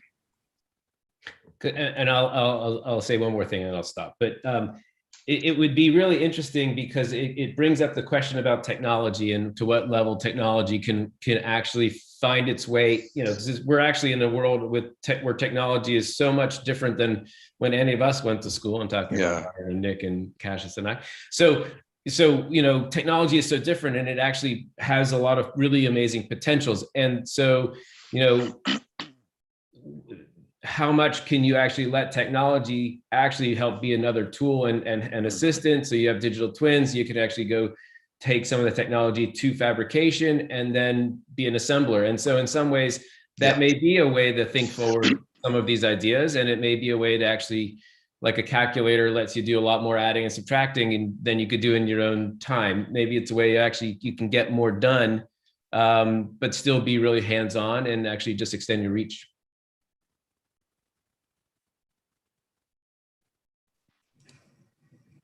I like that idea. I also think like I'm really happy that this was my first like experience with building, like actually, you know, touching it, doing it wrong, having to undo it, redo it again. I think that's just how I learned best. But I think it'd be really cool if there was like an urban build too, where it's more advanced and technology is introduced, or maybe it's a hybrid. I don't know. But I do think that's interesting, especially in relation to what Byron is talking about and trying to scale up and getting things done faster at a bigger scale. I think that could be, a good direction to go in. I think the other thing that's beneficial about, like you're saying, learning as you go and having to redo things is learning when in the moments when you can be more efficient the next time you do it, right? So, learning that the module of a brick is this, or the dimension of a plywood panel is this. So how can you design in the future to take advantage of the materials or the way that they're brought together to maybe create less waste, be able to kind of, now you can understand those efficiencies and how you can achieve them. Yeah, exactly. Yeah, I think that's what I was trying to get at is like, now that I understand like how it gets done, like now how can we get it done better and faster and, more efficiently? Definitely. Can I ask a question about that that I'd be interested in BJ's comment on too, but I feel like a lot of architects want to work at a bigger scale or use these kind of parts to be able to do something. It seems like it makes so much sense. And in my experience, I feel like it's technically we know how to do all that, right? That it's not actually, it's not only a design problem, at least that if we know how we can sit down, we can plan ahead. If we have a blank site, certainly site conditions matter. We can work at scale and build off site, but that a lot of the barriers have nothing to do with the technical knowledge and ability to put the pieces together. I'll just give you one sentence of my own experience. It actually comes down to communication more than anything else, and understanding that you're not the only person involved. And that, just like you guys handed it from one team to another, if you go down that path of kind of trying to plan it out and having a digital twin and trying to get it fabricated, it's having that deep understanding in the fabrication process and having that deep understanding of the installation process and really getting to know the people and the processes involved. is really the most important thing. That idea of communicating, whether it's through technology or just with like your voice and a pencil and a pen, like how do you actually understand, and how do you get the person that's actually you're handing off to really understand what your intention was, and that you understand the way that they build. It's all about that. And that's the hardest part. The hardest part isn't designing it, it's understanding where it's going. And trust, right? I think it's trust, because architects are artists, and it is very hard to trust someone with something that you created. It's your baby. I work with you guys all the time, right? So I see it, right? I think to your point about actually being able to touch it and build it, and now you understand it and feel it. So it's hard when you've not done that to trust the person who takes that baby from you, and then they're going to create something from your vision. And that's a disconnect, I think, from my perspective, that we see across all of you all's intersectionalities, that there's a lack of trust at each transition point. You don't trust the builder to build it the way you thought that you saw it. And then the builder doesn't trust the next person to deliver it away to the homeowner in the way that he thought that it should be delivered and described, or the realtor or whomever is, they don't trust that to be articulated in the way that they thought that they built it. So there's this lack of trust along the way. I think communication is part of that, but I think also we have to begin to trust the next expert, that they do value what you do, and we do value what you do, and we have to value the next person down the line. I think there is some value in that, and I think you're right. It comes from communication. It starts with communication too. I think that's super profound. And actually, a large majority of the cost of building anything in the world is because of that lack of trust, and people actually putting in cost because they don't necessarily trust each other. And the more you can have that communication be clear, and the more you can actually, really understand each other, then people will actually let down that barrier and that wall, and actually, lean in with better pricing and better results, really. Yeah, and I think the key word that you used, BJ, was intention, right? Like that's the trick. You want to work with people, with fabricators who really attempt to understand what you're trying to achieve. And then if you feel like they understand the intention and they come to the table with suggestion, that's a win-win, right? Because as architects, we need to, so these guys all witnessed the relationships that Sarah Allen and I have developed with the subcontractors, right? So we've been working with these guys over and over and over again, and they trust us and we trust them. And that is, I have to say, it's embarrassing, but that's more often missing in practice than present. And so that, what's interesting to me about this design build process is that you decrease that gap between those who create the vision and those who realize it. Now, that is becoming a more common method of fabrication in our discipline, but it's still not common enough, right? And some of the students, Gabby and Max, have been helping with the bookkeeping, right? So they're understanding the numbers, and we try to stay transparent with the students about that stuff. And so they have a bit of an understanding about that. But the easiest way for me to describe it so that everyone understands it is, as someone who works in practice in the design build category, if a client comes to me and they want a set of documents for a nice home, but they want to put those documents out to bid, then my fee is 15% of the construction budget. And then the contractors who bid this project will want a 20% fee. Whereas if we're able to do it as a design build package, I can lower my fee to 12%, lower the contracting fee to between 10 and 15. And the client saves some money, and then we make a little money because we've eliminated the need to overdraw things to just protect ourselves in a court of law. It's a funny conundrum, right? But it's reality. And I think the students have been introduced to a little bit of that through this process, that we spend a lot. If you had to step back and think about every single decision made being drawn and documented prior to that, right? Think about the discussions we had about fastener placement. Think about the discussions we had about the amount of space left between the bottom of the cladding and the deck board. Think about the riser to tread ratio. Think about where the handrail had to be attached to the structure below. Think about all those things. If we were not building that, we would have to draw and note and detail all of that, right? And that's okay. That's fine. That's how the discipline works, and there's value in that. But it's hard to do that and produce affordable housing, right? Doing one house at a time. So that's part of our mission. Like, how do we continue to provide some type of quality in housing and provide an educational program, right? And save people some money. I think it's all possible. None really do. But with that said, we should move on.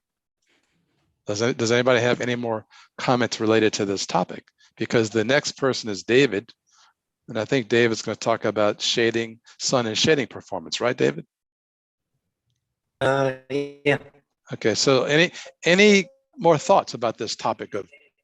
I wanted to talk about the fabrication and sort of the like wood framing and how that using light wood framing allowed us to be able to make design changes on the fly. Like they were slight, and like where we wanted the door to be to the efficiency bathroom or stuff like that.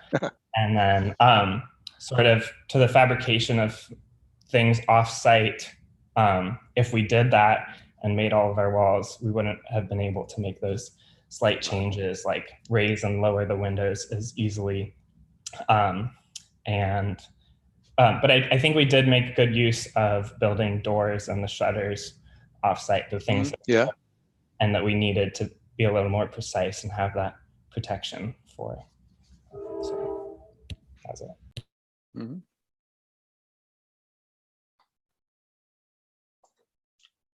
Okay, David, you ready? Yeah, I'm on Alex's computer because I have his presentation here. Okay. Oh yeah, so we see your face, but it says Alec. So for our visitors, that's not Alec.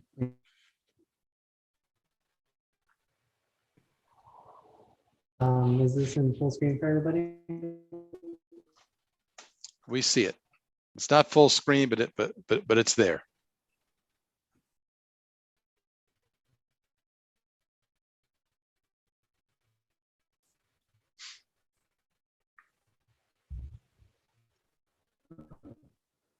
Okay. I think there may be a lag. Yeah. Hey, Hugh, you're on site with David, aren't you? Where is Hugh? No, I'm on site. Yeah, let David know that there's a funny lag in his connection. Okay, I will.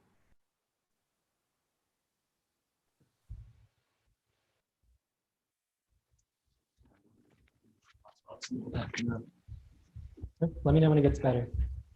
My hotspot, of course, just started acting up. Okay, so we see your solar analysis now, David. All right. How am I doing right now? Why don't you turn off your camera too, and just leave the screen on? Yeah, that might help.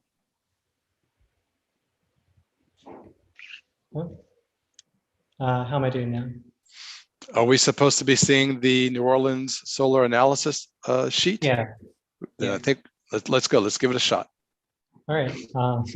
Okay, so getting back to it, my main focus the end of last semester, after we decided to work on Eric and Harrison's scheme, was mostly to focus on the solar shading conditions and climate conditions of our site. So I did a lot of analytical research, ran a bunch of simulations on a Revit model that we developed based off of the drawings that we had at the time. And a big chunk of my research was just kind of trying to develop new strategies for shading the courtyards that we had and also creating privacy screens. So yeah, this is kind of an axon view and some of the ideas that we initially had that I presented on. Some of the big factors that I looked upon that Raphael helped me, who was one of our TAs last semester, was how to address these conditions of light and luminance. And I was focused on the three key light areas, which were the front porches, the main courtyard, and then the back deck.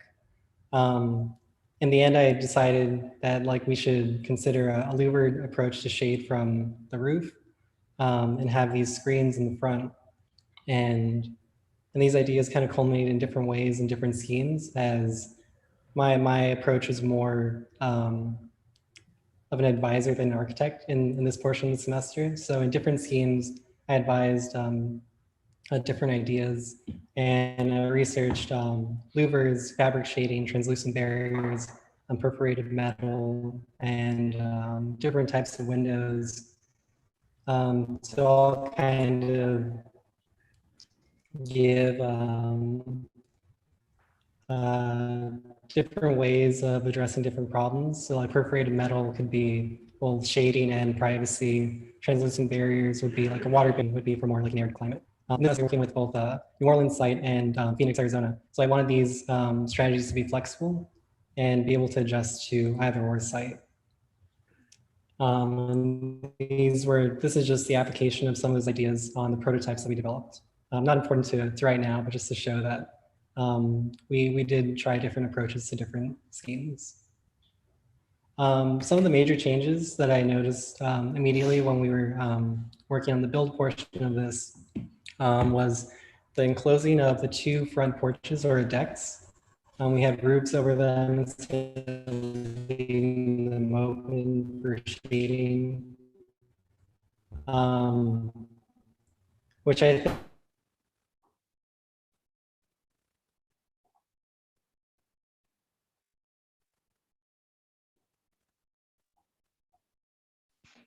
Hey, David, we're losing you.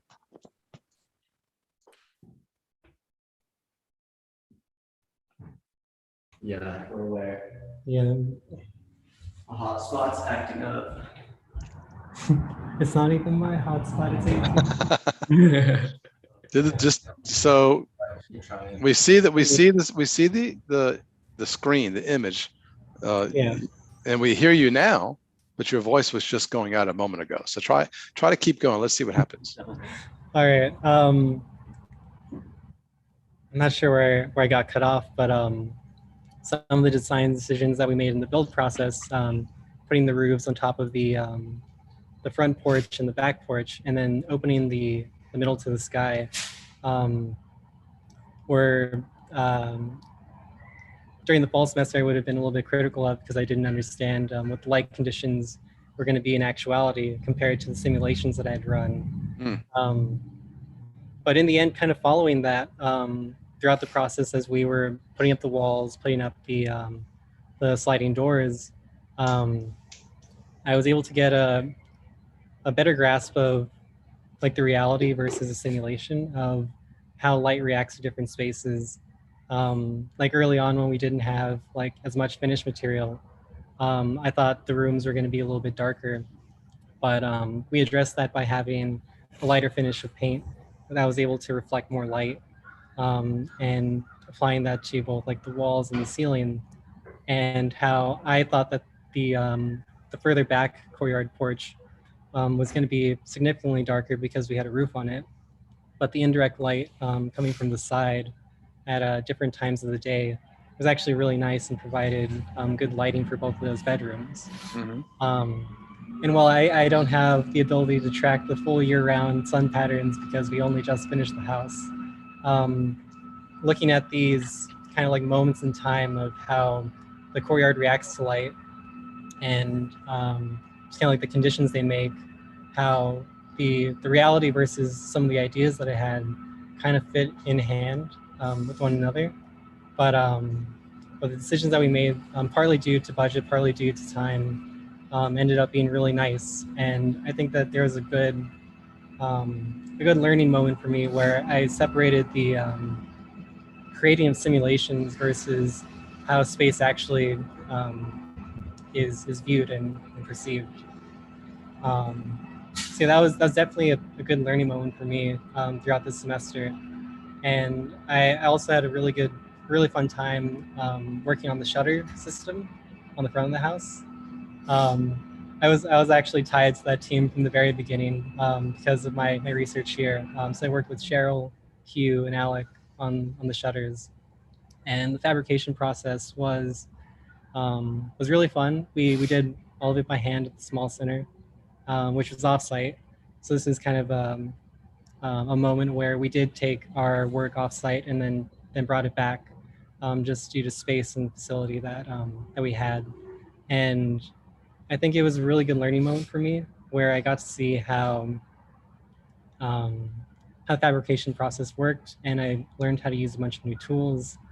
And yeah, I think overall it was a really positive experience for me to understand how this process all came together. This is a pretty interesting image, David, regarding this topic of whether things are prefabricated or not. And maybe it's not extremely one or the other, right? Like it might be that there's option or opportunity for us to say, okay, it makes sense to build these components on site, but it makes sense to build these other components off. And this collection of pictures tells that story, that, you know, what happened here. We were able to take advantage of rain days by working off-site, or we were able to work in the evenings a little bit to get things finished, right? So I don't know that it's a one solution decision for the whole scale, for the entire scale of project, but this image helps us with that discussion.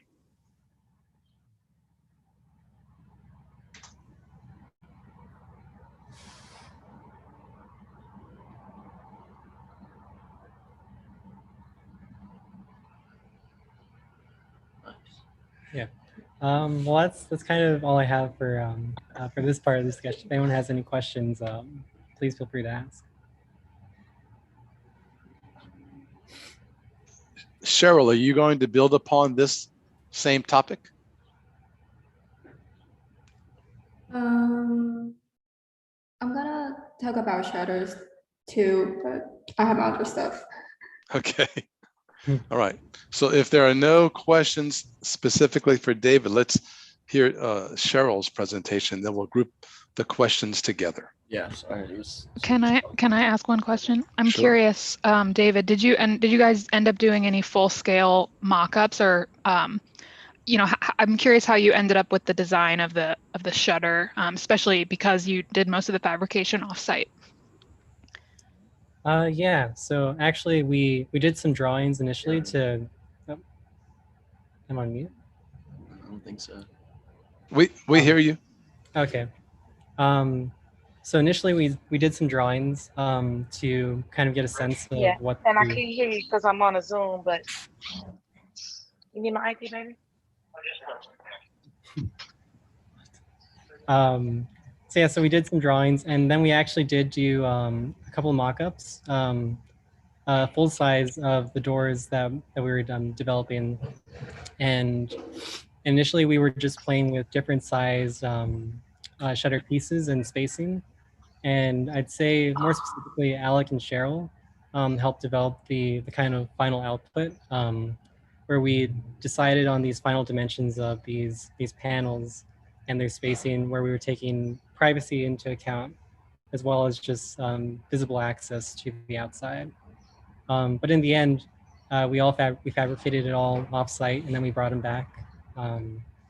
And it was, I'd say, probably the best way we could have approached that that issue. Yeah, I'll mention quickly. I think that the shutters are particularly nice part of the project. I love the way that they pocket into the wall on the front of the efficiency unit. I think that's really quite nice, the way that you can close off the entrance vestibule from the street, and have that little bit of privacy there. And it seems like the patterns of light that you get from some of those and the privacy concerns that you're addressing with the exploration of how you put the pieces together on the shutters is really well considered and thought through. I think it's pretty cool to kind of have learned that some of your preconceptions about how light works have evolved based on the both the simulations and the building in reality, and how different colors affect, you know, the outcome. It's not just the form of the result, but it's also the coloration. Some of the biggest questions I have about those courtyards have to do with their scale and their location within the project, and how because I think the light as it goes through from the photographs, the way the light falls through the building is really quite effective and quite beautiful, and you do get good light throughout the whole project.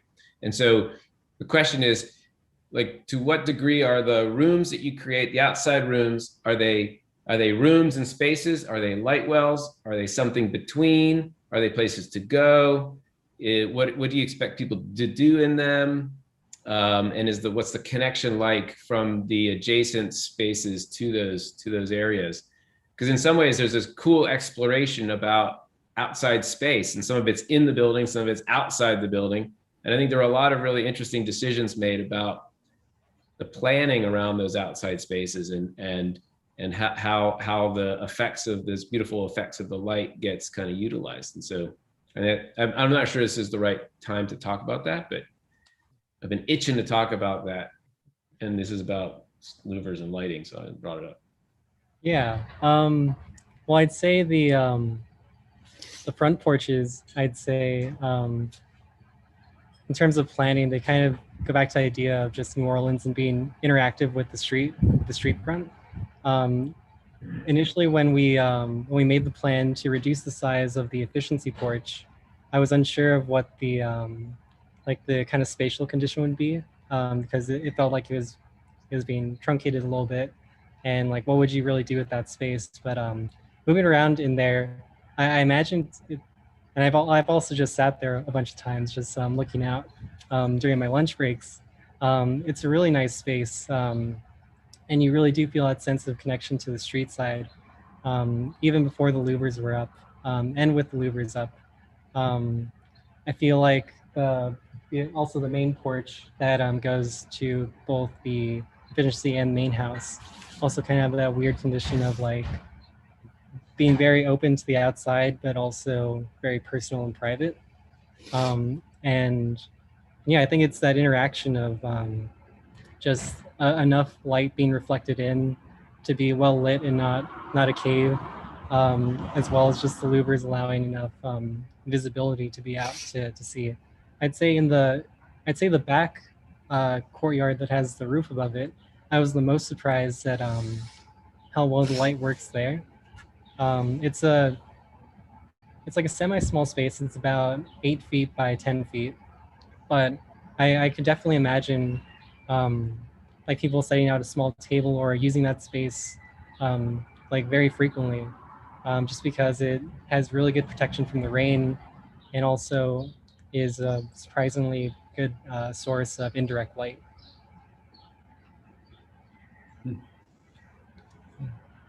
But those are just my thoughts on the spaces. I mean, I just to open up to everybody else.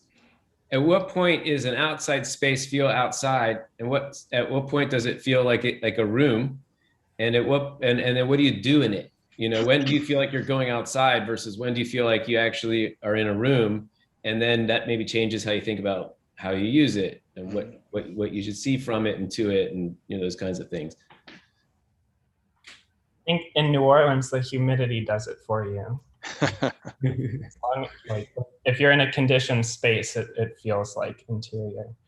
Whereas if it's open in some way, then yeah, that to me, that's exterior. That makes me want to ask a question of whether they were thought of as a kind of creating different climate zones almost within the house, so you could sort of open up the windows and back door and have a different kind of breeze. Maybe that's not a conversation point, but that's an opportunity to think about. No, that's a fair question. That's a good question. Yeah, especially that main courtyard. If you open all the doors, like, it makes the entire space feel more have more like an outdoor space, like those covered deck spaces.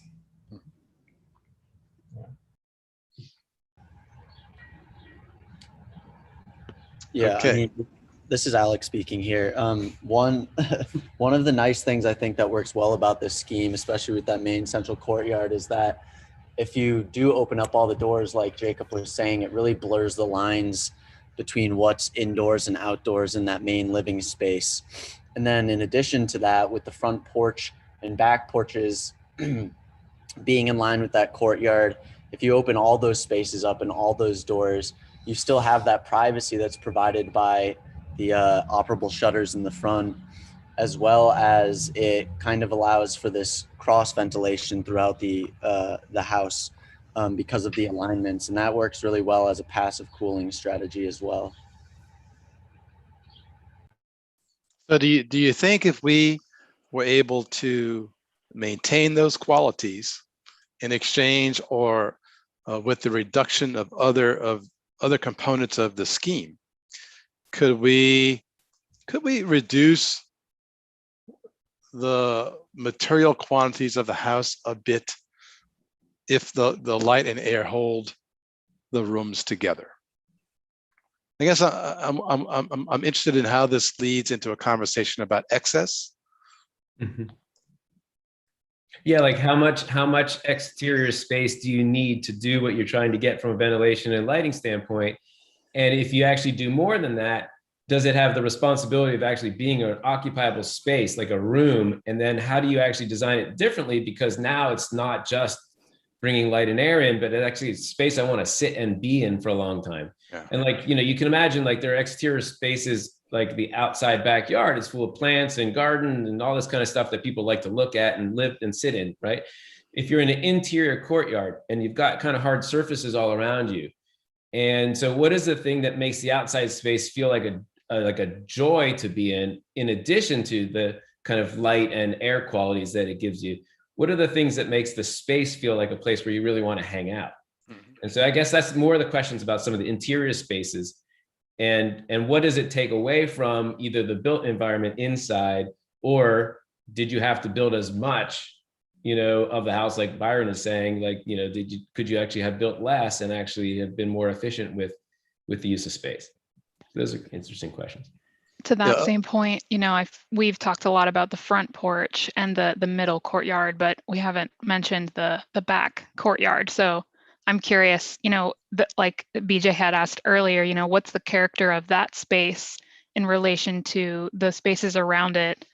And is it, what does that mean? And how does it feel to be in that space? Does it maybe kind of fall to the back, the lower, less important, maybe? It seems like that since we haven't really confronted that. So I'm curious to know how you guys feel about that space.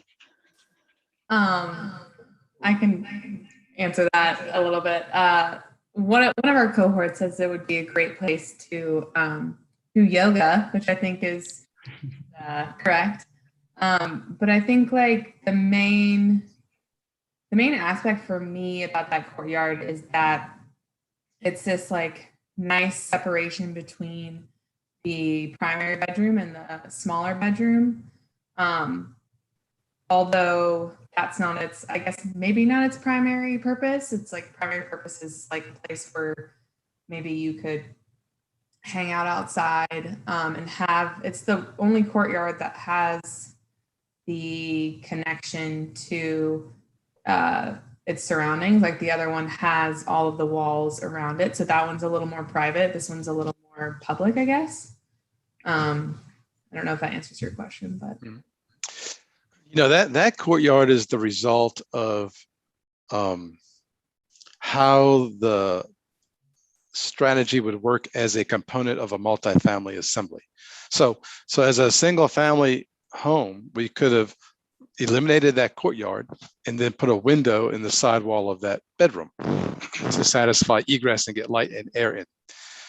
If that strategy is to be used as a model of a townhouse unit, then what would happen is that courtyard would stay, but then the roof would have to be removed to get light and air in. Right. So I think that back courtyard is the result of a larger planning exercise. With that said, if we've got a generous entry foyer porch, a small porch for the efficiency, a fairly generous rear porch, and we've got that back courtyard.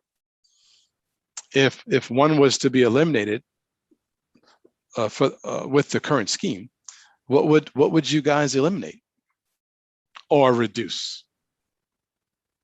I think, if I may, I would reduce the larger courtyard. I think the smaller courtyard is really important, actually. Cheryl and Adrian and I spent a really good amount of time in there, painting and working on the decks and everything. And I really came to appreciate how private it is. I could have had all the windows open, the doors, people could have been working on the sheathing outside, and I still would feel like I'm in my own room. And I get a nice breeze and it's shaded. It never felt as, I don't want to say congested as the big courtyard, but simply because we used it, we walked through the big courtyard because we would just open all the doors and go from the back porch to the front porch. So I don't know if it was because of our process and our the way that we work, that it felt really congested and full of traffic, or that everyone was constantly watching me sand the deck there. But in the other courtyard, the small one, I think is really essential because it's like a breath of fresh air for all these other bedrooms and for the kitchen especially. I know that once the furniture is going in for the new owner, they're probably going to turn that area between the kitchen and the big courtyard into a small dining room. So I don't want to say you're cutting off the kitchen from the big courtyard, but it would still be just as much light there if the big courtyard was reduced, and then you still kept this really nice private area for your plants. It has its own spigot. You can have a little garden there. You can use it to work out. You can use it for yoga. You can use it for anything that requires some privacy or a little bit of quiet. So I think I would keep that small courtyard no matter what. I also think like that courtyard plays an essential role in separating the two bedrooms, like because their walls aren't right next to each other, you don't have to worry about that sound transferring, which I think is really nice. Mm-hmm. So I think that's another. Why on the back bedroom? Was the back bedroom placed next to the interior courtyard and the bathroom to the backyard versus the opposite, where the back bedroom could have had a relationship to the more kind of generous exterior space, and the second bathroom could have been kind of getting its light and air from the courtyard, which is more minor, and actually separate to two bedrooms even a little bit more? What was that thinking of going on? I don't know that I can answer that since I wasn't in that first semester. Oh, is that the wrong question? Hugh, you want to take it away? Someone else? Or David, or Cheryl, or Byron? Sorry. I really don't know the answer to that. I'm sorry. That's, I think, yeah, I don't really know either, but I do really like that. I mean, that's been a continued criticism from the beginning. I think something only a few of you know, because you weren't in the design phase, was that this project's based on URBANbuild15, where a lot of the processes and projects and diagrams were to open up these spaces, so you could actually move your body through them. So this first courtyard that you can now walk through in URBANbuild15, you don't walk through, you walk into, and you have to back out of and walk back around. And I thought this idea, picking on the big courtyard because of this issue of passage was a pretty good criticism of that, because I find that sometimes we as architects let the diagrams of light, let's say, or circulation rule the day, to the detriment of what's sophisticated, when you actually have to stop and turn your body and go a different way. So there are a couple of things that I'm thinking about. First of all, if I'm thinking about the equity of this house, and and what costs the most, square footage is actually the most expensive thing that you can have in a project in any relation, right? So space itself costs the most, not windows, not appliances, not the things that we are as consumers think of that make the thing expensive, right? So, you know, I would fight for every inch of open courtyard in what is going to be, even in this market, kind of a house that we try to subsidize for somebody and make it an affordable house. You know, these are the moments that you find in really, really high-end expensive houses, right? And so here we have them as a proposal to someone that's not used to it, potentially, to understand how light and air plays within a house on the inside. And I think that's really important. And then at some point, right, it's just a question of ownership again. You give it over to someone to do with it what they will, right? There may be beautiful plants in that courtyard, or it may be open. It may be just left alone. People may do yoga in the small courtyard, or they may not. Maybe that's a breakfast room. I mean, I think to design it as an armature is more important than trying to design its end use. And I find these things to be very special. You know, I think if you were going to ask questions, hard questions, it would be, when can you use a shutter as a decorative wall element instead of a sliding shutter? Like, when do you get to make that decision, right? Or the question that BJ's asking, why is the bathroom ending the potential connection to the backyard instead of the bedroom, right? Those to me are bigger questions that I think are harder criticisms than these courtyards, honestly. Yeah, I think it's great that the courtyards are there. I 100% agree with Nick about the value they add to the project. I'm not an advocate for necessarily removing them. I think that if I evaluate them, they all have a different character, and some of them to me feel like they're more loved than others. And I think the one that's next to the living room and kitchen area, the bigger one, feels like actually it's got like a lot more like love and attention. And the one that's between the two bedrooms feels like it's bigger than a light well, but it doesn't have the love and attention yet of a wonderful room. And so, I mean, I think, you know, these are all things that we learn, and we can, now that they're there, we can look at them in relation to each other. You know, no one likes to compare their children, right? Okay, they have the most favored courtyard and the least favorite courtyard. You know, it's not like that, right? But you do say to yourself, okay, well, now that I've got these different courtyards with these different, you know, qualities, you know, okay, what's this one good for? It has a lot more windows and it has a passage. I can walk through it. I can open it up and make it feel like a room I want to hang out in. And then there's the courtyard, I think, between the two bedrooms that feels a little bit like it's got a little bit less windows. It's got a little more solid surface. It doesn't quite have the kind of as someone mentioned earlier, the kind of little bits of life that you come to details when you move in, and you kind of stylize it and you kind of move in and put plants and put, you know, you hang pictures or whatever. It doesn't quite have all those touches yet. And then maybe when someone occupies it, they're going to make it an amazing, but from an architectural standpoint, it doesn't have as many of those moments built in. And anyway, sorry I harped on the bedroom location. I think that when you've got an amazing backyard, everybody wants to connect to it in as many ways as you can, right? So it seems like unless you put like an amazing bathtub facing the backyard, right? But you know, it's the air conditioner. So it's not quite that glamorous bathroom yet, you know, connecting to the outside. So those are all choices we can make. I think that the solution could easily be, for the small courtyard in the back, there's a window on each wall of the courtyard. I think if one of those windows was turned into a door so that one of those rooms could open to the courtyard, then that's the answer, right? Then all of a sudden, real connection, real ownership, you know. Right. So it could be like the kids' play space, or it could be the garden courtyard off of the main bedroom. The answer to the question that was asked to Adrian about why or to everyone about why the bathroom is where it is, it is an embarrassing answer, but I knew that was most likely where the AC units were going to need to be. And so the bathroom ends up acting as a buffer between those things and the bedroom space. Those are the types of practical answers we're embarrassed to give, right?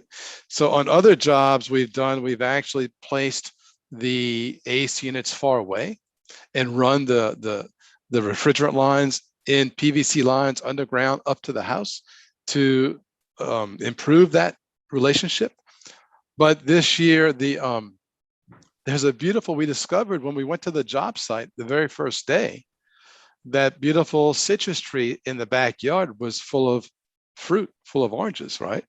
Up to that point, I had assumed we would cut that tree down when we started the foundation work and shove the AC units to the back property line. But once you find that kind of thing, you change your mind. So I think there are lots of reasons why, and there could be other solutions and answers as well. But we should move on to Cheryl because she's a troublemaker, and I'm sure she'll bring some issues to the table for discussion.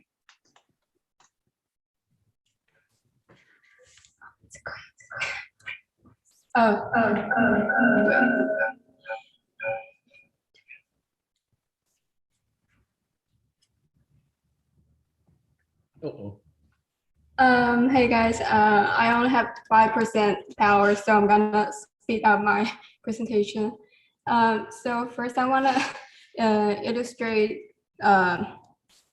the future development of URBANbuild16 as a prototype. So when I was thinking about prototype, I think about Apple stores. It's a really iconic building that got the glass facade and open floor plan, which when we move on to our project, I was thinking about the two iconic elements as the replicated shutters facade and the light, dark, light, dark, light entry sequence, this indoor-outdoor experience. I feel if we are going to replicate this house somewhere else as a multifamily or something, we should keep those two elements. Or even if we need to change the form of it, we should still keep it because this makes me feel it's still part of the design that we made. And this is the prefabricated shutter system we did. And I started off by making those rendering of the shutters, like picking different colors, and I chose the pattern for the shutter and where to be dense and where not. And based upon it, the shutter team, as we made 3 different shutters to see which fit the best. And we thought about privacy issues, aesthetic issues, and this is the outcome on the left. And we chose that minty green color.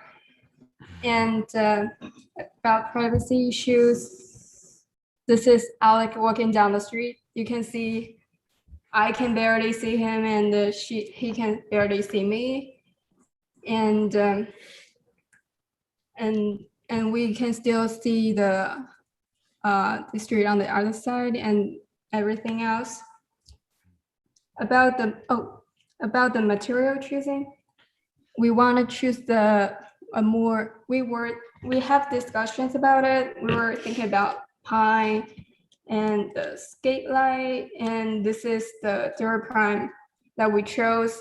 We want to keep the shutters a sleek feeling, and I think we made the right decision. I really like it, and also we picked the color that we like. It's really blend into the environment with the decking, and also we were thinking about the material choice for the railing. We were thinking about maybe you can do Durapine again behind it, or we can do expanded metal.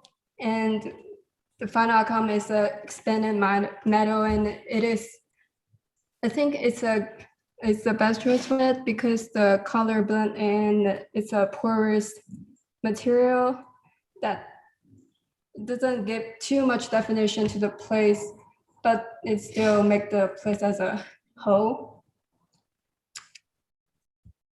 And finally, some takeaways from this experience. We do have some like material classes, construction classes on the previous years, but I think educational wise, I think at least for me, I want something more to add into our education. I know one of my friends, she's in Parsons, and they have this class that they teach them construction, how to draw construction documents. And I think that is really helpful to me when after I graduate and go into a firm, I would be jump right into their work. I wouldn't need to think about or consider if I could understand what they're doing or if I can do the job, because I already have knowledge. And URBANbuild really gives me this experience. So I know about the rebar and the concrete we're pouring, and what we draw on the construction document and what it looked like the seal, the termite shield, the stuff the class we did, and to me is a little too fundamental and superficial to apply to the reality. So, and also I know we have different conditions, not just the home building, but I feel if we have this kind of elective class added to our curriculum, it really helps our understanding to architecture. And another takeaway is since I'm one of the design team in the design phase, I feel like we build our understanding on the previous project. But to me, I kind of want to hear about the homeowners, like what they think about the house that we build. Like, do they like some of the things? Does some things that we design for them doesn't work maybe in a couple of years? I mean, learning from the design from the previous years is of course helpful, but what matters most to me is how the homeowners feel, because they are the people who actually living here, hopefully forever. So these are my thoughts on my experiences.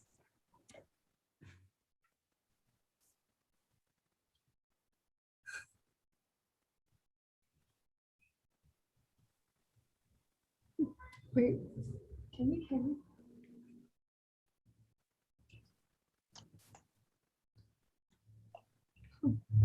Thanks, Cheryl. Do you hear us?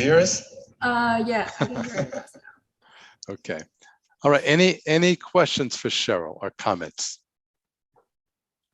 I think Cheryl brings up a good point that I've been trying to find a spot to ask, and really it's about the auditing of previous owners.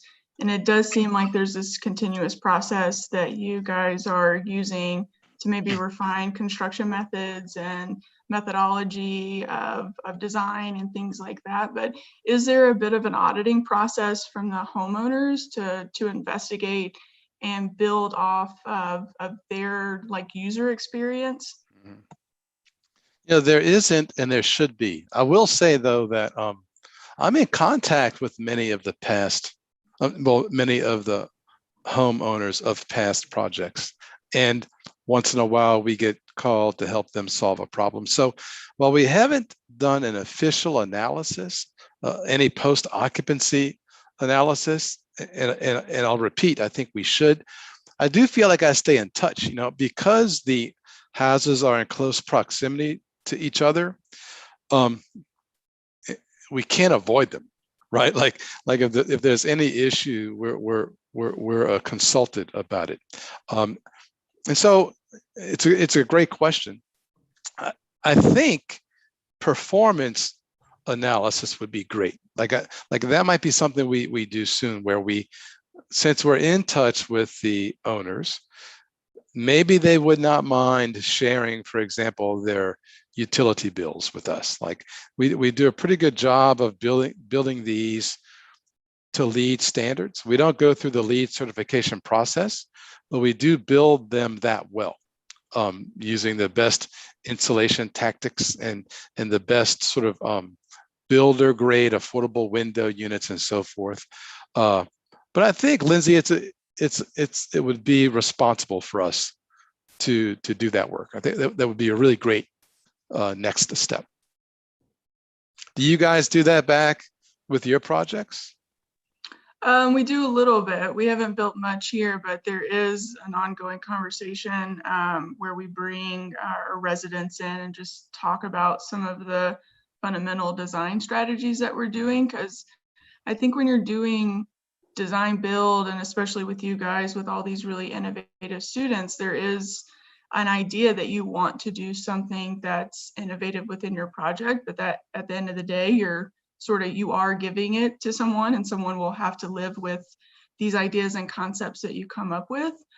So we're hyper conscious of it, maybe to a fault. We are just trying to, provide a home that someone can live in, but also be innovative where we can be. And so to me, that's always been interesting. When I did a design build, you do some things that are pushing the boundaries of design. But I think really just past post occupancy, like obviously they have this home, but I think it's those moments that that should be audited a little bit more, so that you're not being extractive in the way that you produce projects, especially when you can be, you're in a position to be. And so yeah, I'm just curious about that. Yeah, that's a good question. I mean, that goes back to my curiosity regarding the topic of excess, right?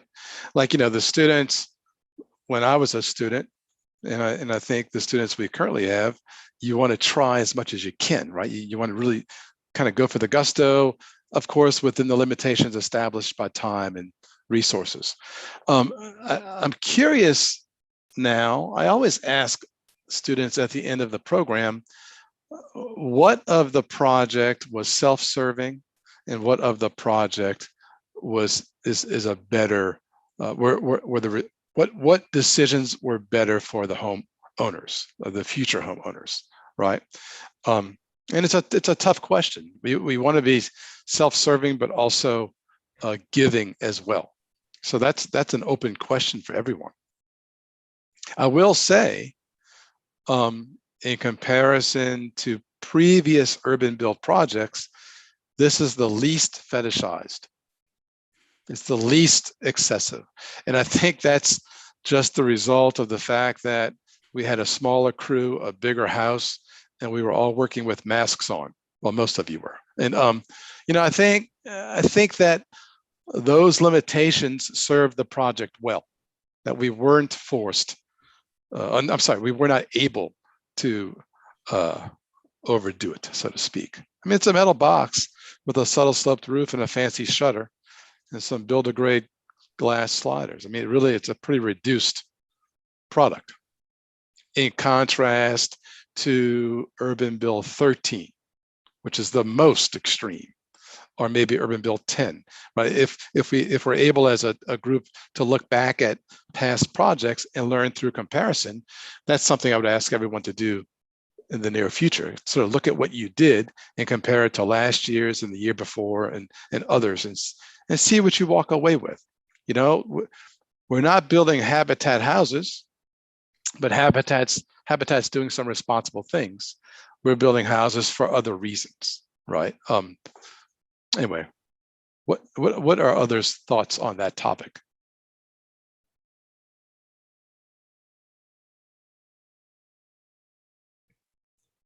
Byron, I think it's worth heading back for just a second, as everybody's thinking about that question about the excess and about the kind of level of detail or attention given. There's this a really amazing, another thing I think about a lot is like how much of the built environment can be a product versus a project. And in some ways, whether you like it or not, you start out by doing a project and did another project and you learn from it. You did another one, you learn from it. And the question that's come up about feedback from either the users or the builders is a really interesting one. And I think now that you've got so many of these, whether you like it or not, you kind of have a product line. You kind of have created a series of projects that relate to each other. They learn from each other. And I think you could maybe as a group start thinking about the kinds of processes and feedback loops that occur in product design and apply that to the program that you've created, because now you've got a kind of enough going on. You've got a critical mass of projects that learn from each other, and you've got a critical mass of users. And what's nice is you don't just have one person's individual opinion, like my fridge has to be this big so I could put a pizza in it. That's what I got that comment the other day. Like, no way, you're not going to put an apartment-sized fridge in my place because I have a pizza box that has to go in my fridge, right? So that's one person's point of view, right? And so, okay, outlier maybe. But when you get a whole group of people that are responding to a number of different conditions based on that same way of thinking, you're kind of compounding it over and over again over time. You then can actually find patterns within the feedback, either from people building the projects, designing the projects, or using the projects. And that's a lot like the kinds of processes that product design folks use when they actually talk about industrial products or consumer products or whatever. And I think that anytime you do a program of things, you actually start having that opportunity to learn in a way that other people learn about what they do, and repeating kind of and learning over and over again, you start to getting better and refining. Yes, you're innovating every time, but you're also able to refine in a way that you can't. And retail stores do this, or hospitality projects do this, but residential rarely does it. And I think that's a real opportunity. And I think you've got this program there where you can actually start to collect that information and really allow it to feed you your next projects and and make them better. Yeah. Yeah, Louis and Amy, do you guys ever hear back from the owners or not? So not our most recent owner, but owner before that is all hyped up because she has somebody that's so interested in this new one. So we do hear back from owners. We hear back from owners that really follow the next Urban Build project. Urban Build kind of has this cult following of people. They're looking at the next one. Louis probably hears more back from owners than I do. And Louis, you can jump in at any moment, but we do tend to stay in touch. And because we're a nonprofit, we tend to stay in touch with the owners in general anyway, right? Because they're in the community, they're in the neighborhood, they're involved. Usually they're involved in one way or the other. So Louis probably has a little bit more feedback because he's on the ground. When something's wrong, for sure, if there's anything that they have questions about, or if they want to do something new, if they're looking for somebody to build a fence or repair something, they always come back, to us, because in many cases, these are first-time homeowners. You have to remember that, right? So they've gone from being in an apartment or something else, and this is their very first home. So they don't have a landlord to call anymore. So they always will come back to us, when it's something that they don't know how to necessarily address in a home. And then we usually call you, B-Man. You know that. Yeah, we have gotten calls and questions from homeowners asking, "Hey, is it okay if we cut out this wall?" And that's always a surprise. I'm like, well, it's not okay. You got to leave that wall, right, for this reason or that. But that's the other thing that happens with these projects, and it's been touched upon already today. People move into these homes and they immediately begin changing them. They immediately begin it's more than painting. They tear stuff out, right? It's really phenomenal to me, right? Like, we take all this care making these decisions, and we think we're building a prototype that's going to be cherished and loved, and they don't give a second thought to ripping it apart. So in fact, that's the book we're going to do. We're going to do a post-occupancy book of how our visions have been challenged, right? You drive by, Yeah. you Because drive they're by. first time homeowners. They're owning something for the first time. It's their very own. They're not living somewhere where a landlord is something you cannot modify without getting permission first. Yeah, that's right. So these are owners. It might be different, and they may regard it as a work of art that we think that it is, and we know that it is. They don't. It's mine. Yeah. So it's very different. It's a big deal. It's a big deal. Like you all need to It's a take your huge pictures deal. now. Right. And just laugh about it. Really. And love it.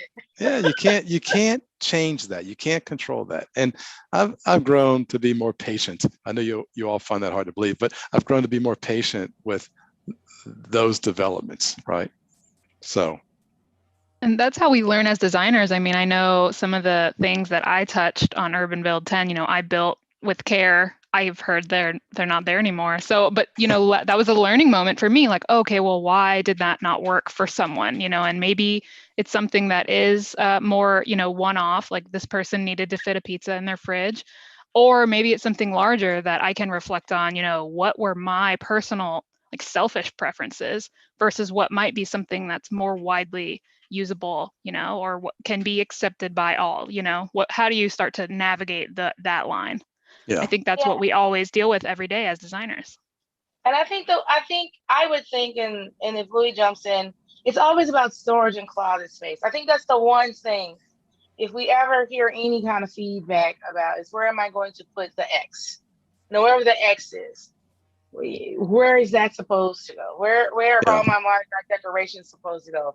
And because it is New Orleans culture, right? They have lots of stuff, because we celebrate everything. Where is all this stuff supposed to go? So I was so happy that the storage shed is going to stay. See, that's going to be like an amenity. You don't even understand how that's going to be seen as an amenity because of the storage thing. They're not going to know you all needed it, right? Yeah. This is going to be a great thing because people have stuff in this city. We have a lot of stuff. And storage has always been that thing of where are the closets, where am I supposed to hang all of my costumes and all of my junk. You just don't ever think about where my lawnmower is supposed to go underneath this house. You don't ever think about that. So that's probably the biggest feedback that I think that I probably heard. Probably. I do think that too, Amy, that I preach in home buyer training that you gotta have place for your stuff. Because when you live in an apartment, you don't have a lawnmower. So you got to put that somewhere. That's a piece of your stuff. And then a lot of people, just like you said, New Orleanians keep their Mardi Gras beads in their attics forever. And these houses basically don't have attics, so they got to put these beads somewhere. And they have other stuff. And I'm living in a house right now that I did after Katrina. And I swore I would never have this much stuff again, because when my house got flooded in Katrina, it seemed like there was more stuff, and I want to call it something else. There's more shit coming out of this house than I can believe. And I only lived in it for about 15 years. I'm living here 12 years now because I didn't move in right after Katrina, but it's got more stuff than I had in the house before that I lived in all that other time. That came from my very first house. So people have to have room for their stuff. And maybe these houses lack that a little bit, but that's one of the few things. I mean, Byron, you kind of were I thought you were downplaying the house before about, well, it's just a box and it's got this and it's got that. But the inside pieces of the house that people don't even see, like that foam insulation, they don't see that, but they don't realize how much that's working. And the good air conditioning system that we put in and those kind of things, they don't see that. But they see it at the end of the month when they get that little light bill that might be $60, and they were coming from an apartment where it was $120. So those things really count, and I don't downplay any of that. Yeah. I know maybe we do some less things, like this one doesn't have the upper cabinets like some of the other ones did, but that's okay. That's just another place for more junk. I mean, it basically turns out to be that. Yeah. And the other only thing that jumps out sometimes is like the countertops. And when I can't remember which one it was, the one that Nandy lives in. She hated the countertops in the day she bought it. And she died. She wanted to take them out, and I'm sure they're gone now. But that's not a big thing, I don't think. I mean, it's a good way for us to go because it's easy. It looks good. I love it. But some people just want to jump in there and put granite in there just because it's the thing now. So I think the next, Gabby, you're speaking next, and you're going to talk about the kitchen, correct? Oh, yes. Right. So this part of the project, this component of the scheme is a touchy one because it's a pretty slick little kitchenette or kitchen unit. And I'm curious to see how it weathers the storm once it's used, so to speak, right? So talk about that a little bit. Let me share my screen. Hang on. By the way, while she's doing that, I'll mention that I haven't lived in New Orleans since 1999. And I still have bags of Mardi Gras beads that I can't get rid of. Thank you for that. Bring them back. Somebody will take them. No well, way. I have hopefully- some I can send you. Hopefully we're gonna get away from beads and we're gonna go to something that's a little more environmental friendly anyway. That's a great idea. That is the push. We're gonna go Okay, go, Gabby, go. So hi, my name is Gabby, and I decided to talk about the kitchen. However, this was around the time that we were finishing the whole house, so we did all hands on deck for everything. I really just liked the kitchen because of how collaborative it ended up being. The original kitchen and the design was had this kind of a funky kitchen work triangle where the range was opposite from the sink, but on the same side as the fridge, and also to work around having to switch up the entire floor plan. We ended up making that part of the kitchen a little shallower than the opposite part, and you'll see that here where we decided to talk about proposals or what we would want to see in the kitchen in terms of storage or shelving or something along those lines that would work with the language of the galley kitchen. So before we ordered all the cabinets, we talked about whether or not, in the case of affordability, would we want to order the cabinets all broken up or in their parts, like from IKEA, which we ended up doing, and then assemble them on site and install them ourselves, which would give us a little bit more leeway, a lot more leeway actually, in how we would want the finished kitchen to look like. Or would we want to go through, say, Byron told us he gets a lot of his cabinets from Singer kitchens, where they come fully assembled and then all we have to do is install them. But we have no say in what the kitchen would look like in terms of the doors, if we have partial overlay or full overlay or inset cabinet doors. But we ended up going with the IKEA option because it was cheaper. Byron mentioned before that I was on numbers this year, so it was a good idea that we went with the more affordable option. And then we ended up working around their measurements for very specific cabinets to play around with the space that we had. And then here's a process picture.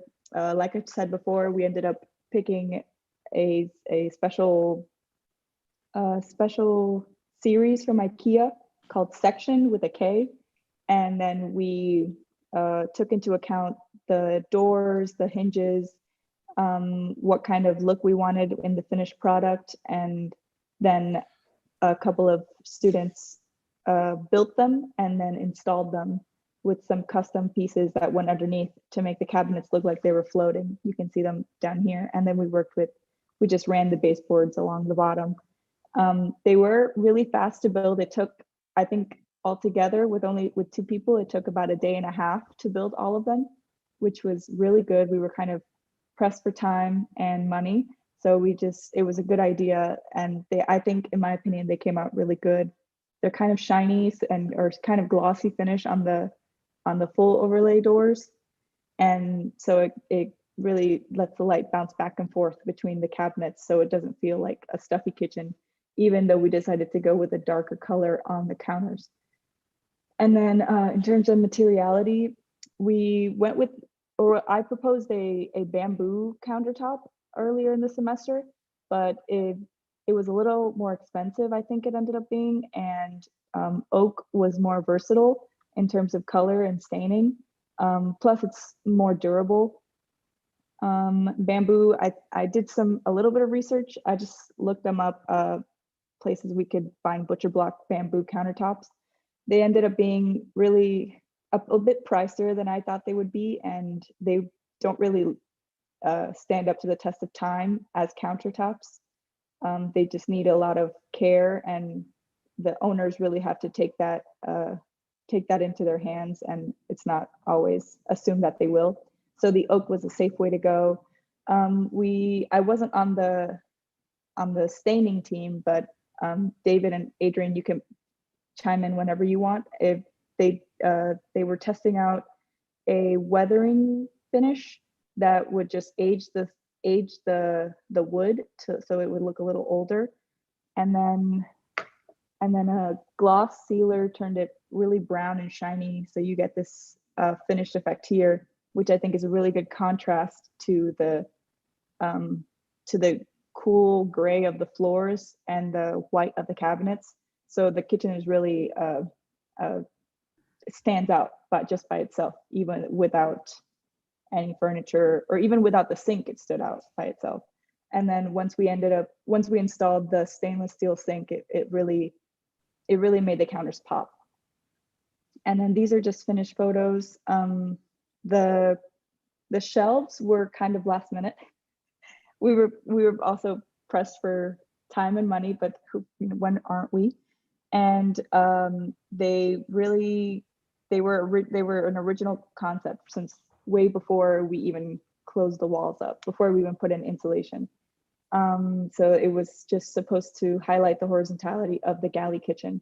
So we were adamantly against, once we talked about it, we were against cabinets that went in the top, or like upper cabinets, mostly because there was more than enough cabinet space on the bottoms, and because it would make the kitchen feel really dark.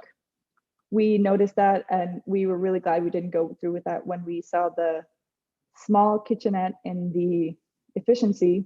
The cabinets really close off the area around the counter a lot, and because the counters were already so dark, we didn't want to make it darker in that area. So here's a view straight through all the way to the front porch, and you can see it's a really great space, lots of light, and it's really cheerful. And I think the countertops are perfect color that pop against the walls and the cabinets and the floor. And the kitchen is really elegant too. Sorry, not the kitchen, the sink is really elegant, and it's simple. It's a clean, simple sink, and I really like that sink.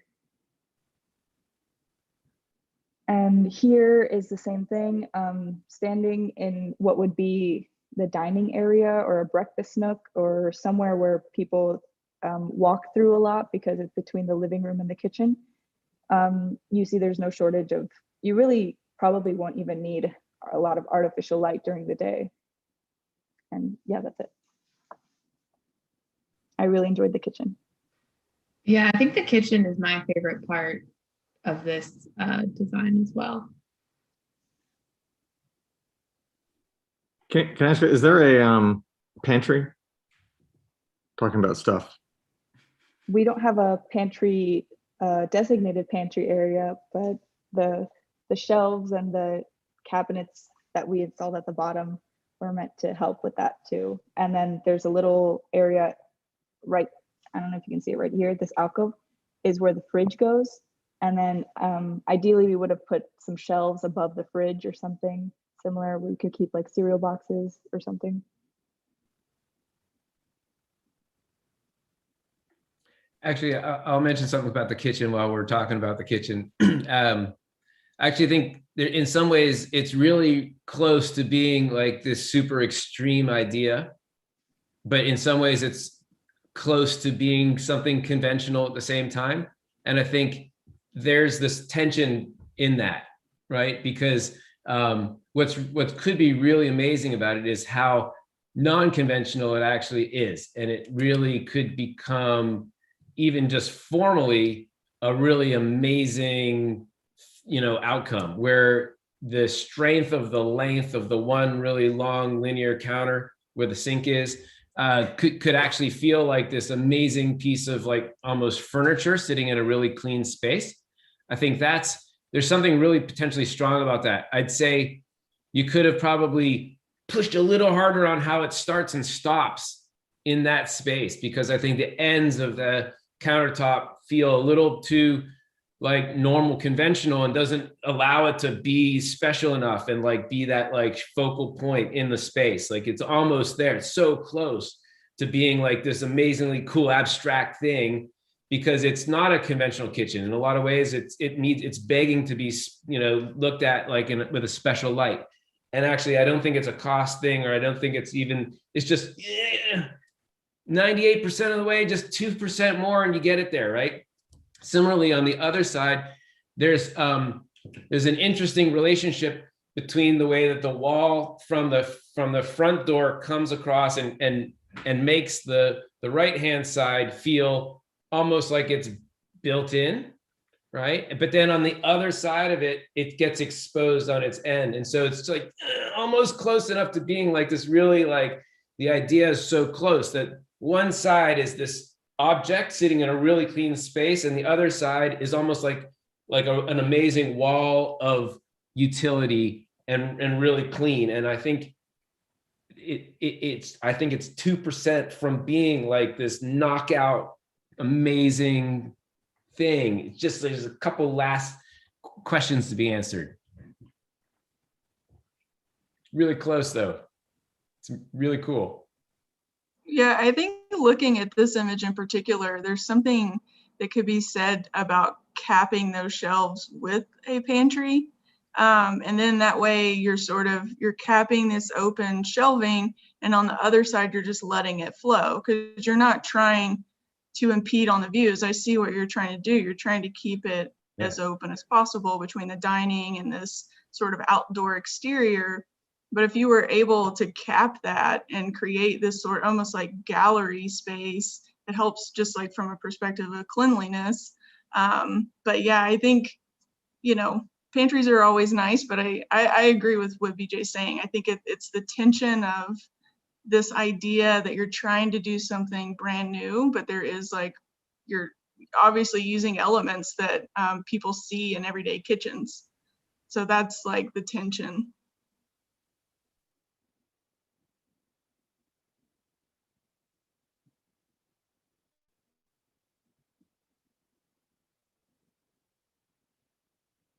Byron, you're muted.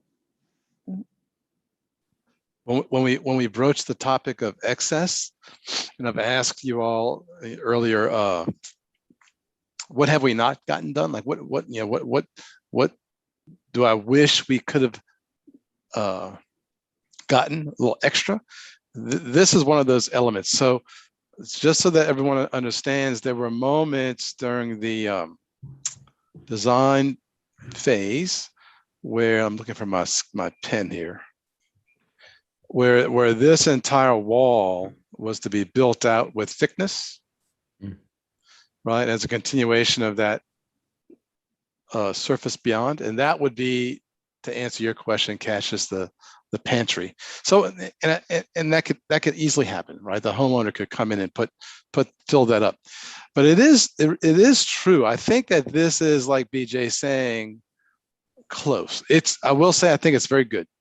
I think that, for example, one detail could have been that the entire thing hovers from the floor, right?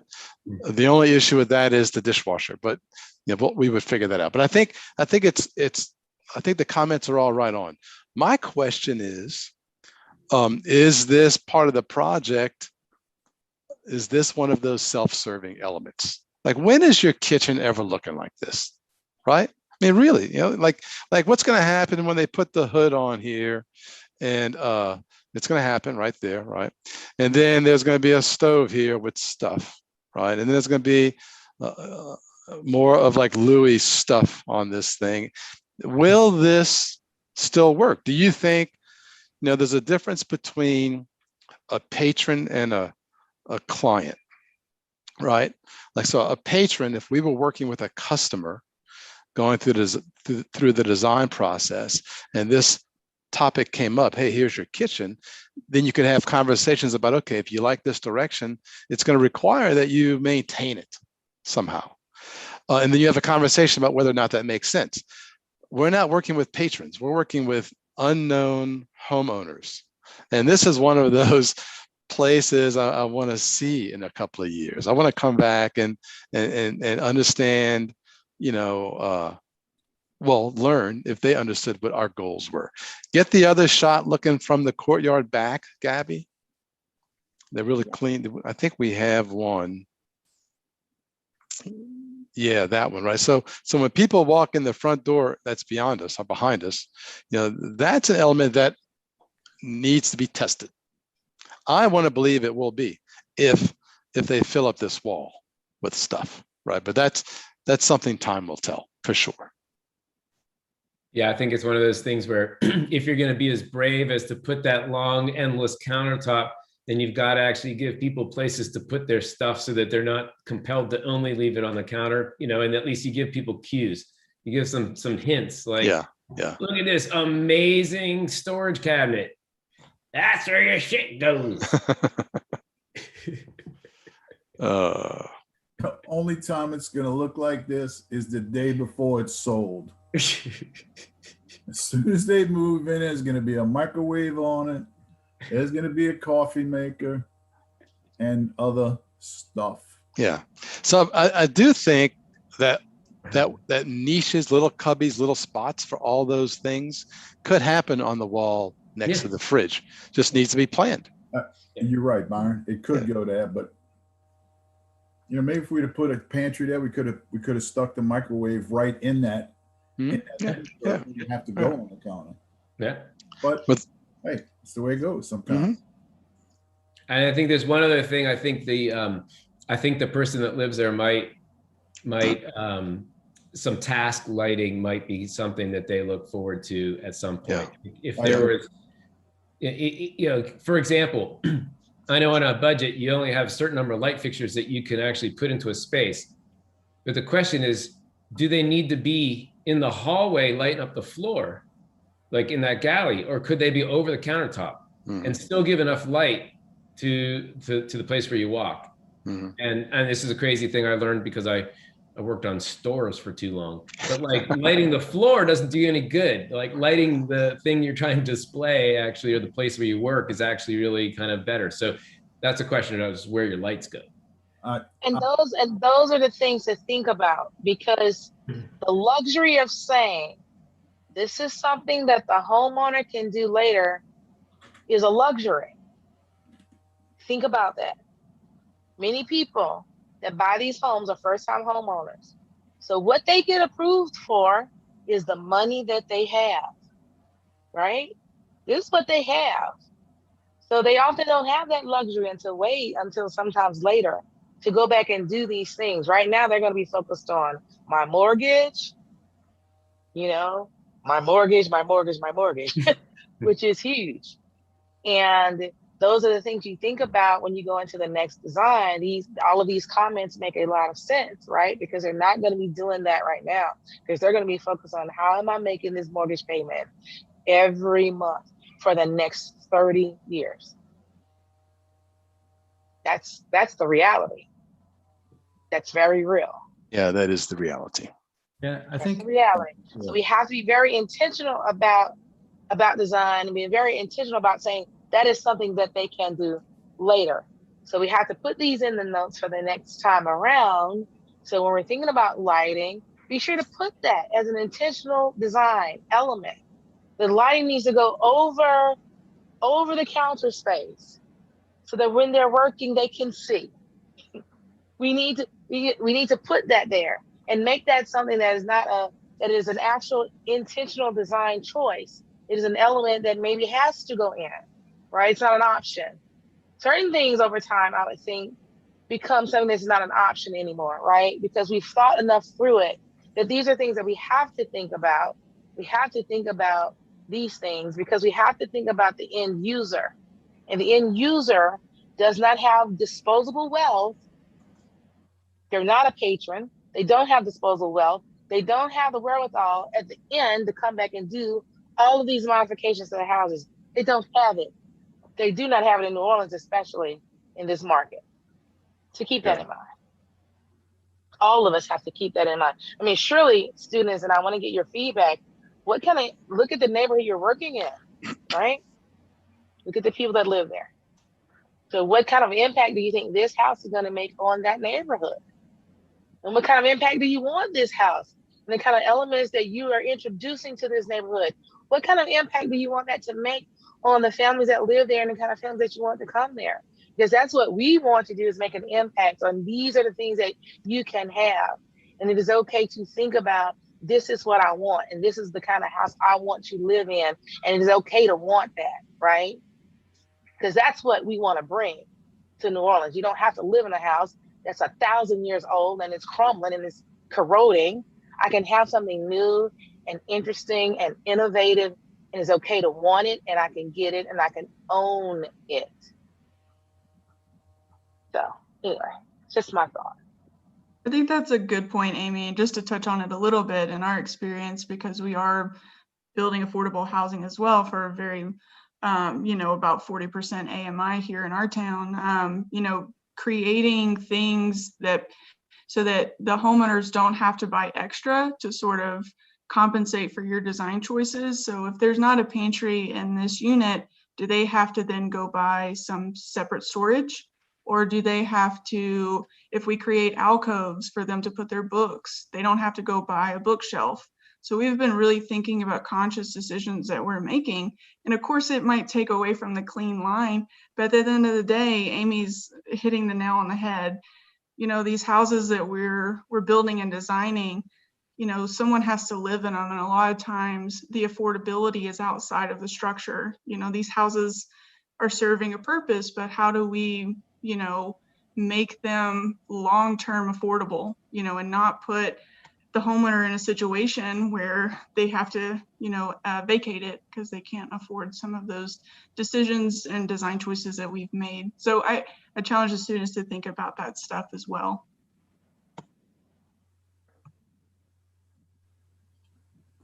Yeah, I agree with that. So moving on, we've got 3 more students, right? And Max, Alec, and Jacob. And Max had asked to speak about the topic of landscaping, right? Options and anticipated directions. Alec is going to revisit the topic of multifamily possibilities. And then Jacob had wanted to address the topic of affordability, right? Hopefully in a critical way. And I'm curious to see how those 3 topics might merge, right? And so, Max, you ready? Yeah, so the planting options and landscaping were the details that I would say I was most, not like but I was anticipating in involving myself with, but unfortunately due to the schedule and the budget of the project, we weren't really able to manifest anything physically in that category, but we were having conversations throughout the semester about what we might want. So, I mean, I think that the landscape plan or ideas are important because not only do they offer a more finished exterior views or views from the exterior, they can also drastically change the qualities of space, especially when there's like the plantings are chosen to simulate other senses too. So that was kind of, we considered that in planting options to improve the qualities of space. So the areas that we have options for plantings, would be the front, like the front planter box, the backyard, and also the central courtyard. Let me share this really quick.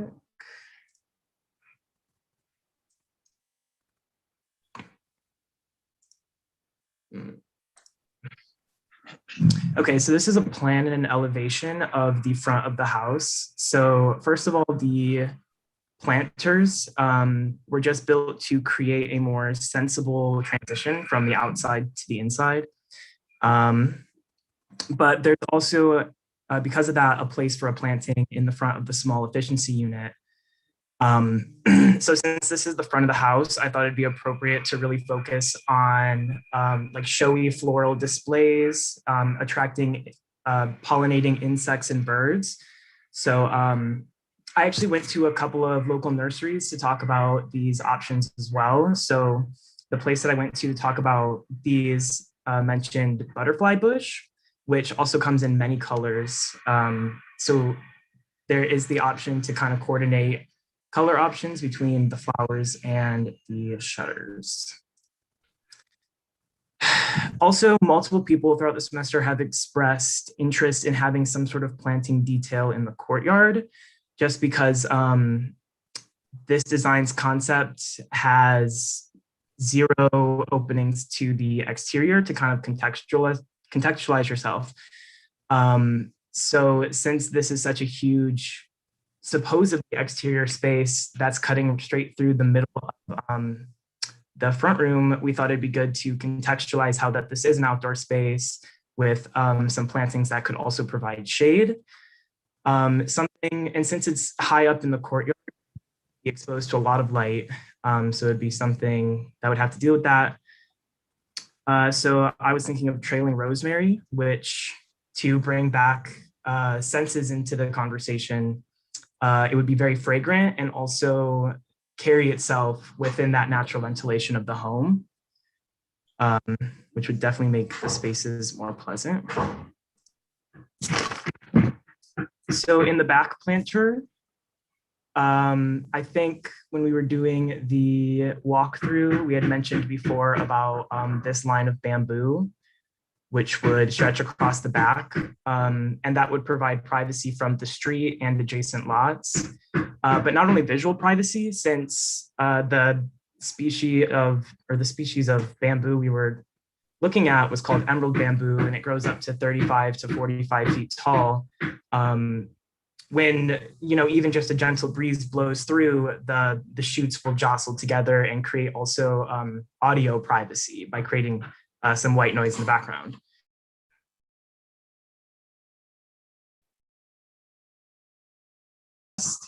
And then which would satisfy, the sense of taste. And then to add on to that, the nursery mentioned that elderflower or elderberry bush would do well along this fence, since it prefers a little bit of slight shade. And then it would also activate the sense of taste.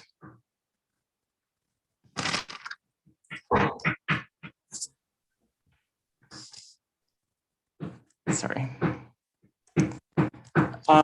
Just to continue on this, and the questions that Byron and BJ had asked before about, self-serving versus giving concepts in this string of urban build projects. I think that the exploration in outdoor spaces is really appropriate, especially for the environment that New Orleans is in, where, you can be outside in a pleasant enough, or at least in above freezing temperatures typically.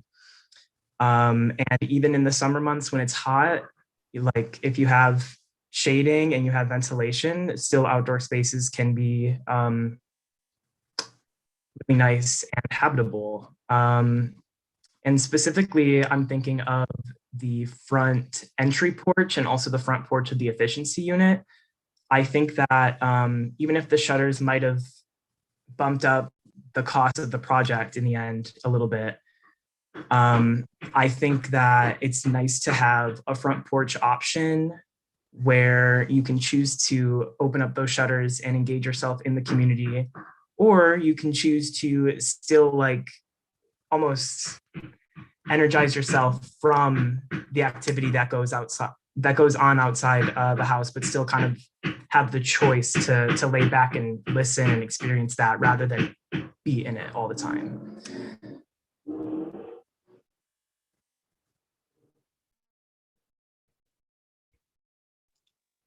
So Max, I can understand the words coming out of your mouth and understand how they could make this project better. But if I was going to give those drawings to the homeowner and tell them this is the potential for them to flesh this out, they need more work, right? So green blob drawings aren't going to help a homeowner understand what to plant or what the condition will be if they plant those things.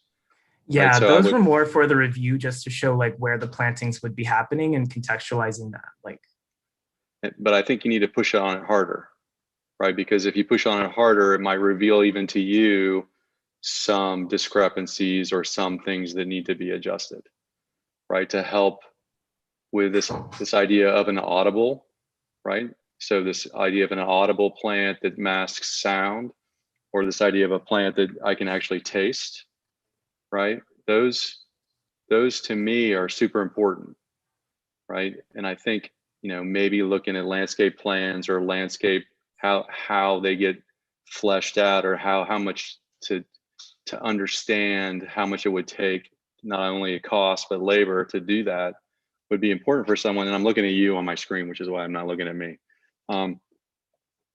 For them to understand what it would take to do that. The other thing is, I kind of feel like, and I have mixed emotions about showing plantings in the courtyards or the open spaces within the house, because I feel like that should be given over potentially to the homeowner, right, to do what they want to do.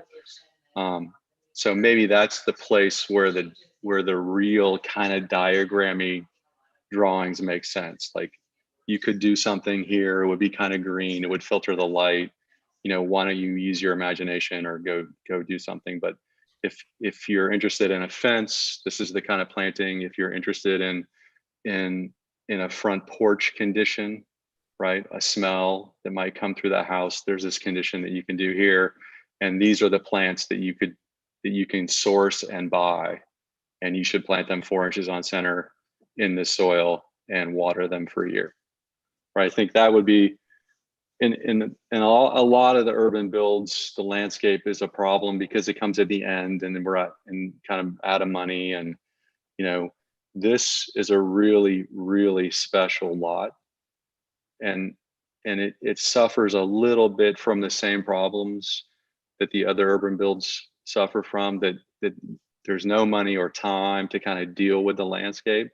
And I'd really like to see some kind of, you know, intention or a hard effort into how to use that back space, because it's so kind of amazing, right? I mean, if you remember in the beginning, fighting for that even at City Hall and figuring out where the lot lines are, because it's this weird L-shaped lot, you know, and the discussions of stretching the house, you know, in the beginning, so you can at least have a peek into that space, I think are really important, which, you know, made that tertiary courtyard happen, right? So you can stretch that house. And you know what BJ doesn't know, maybe not a lot of you know, is there were discussions all along about if we can afford to build this big house and what the contingency plans were. Like, do you build that bedroom, or do you just leave it as a deck, and do you not build the front unit and you make that the bedroom? You know, like, those are the things.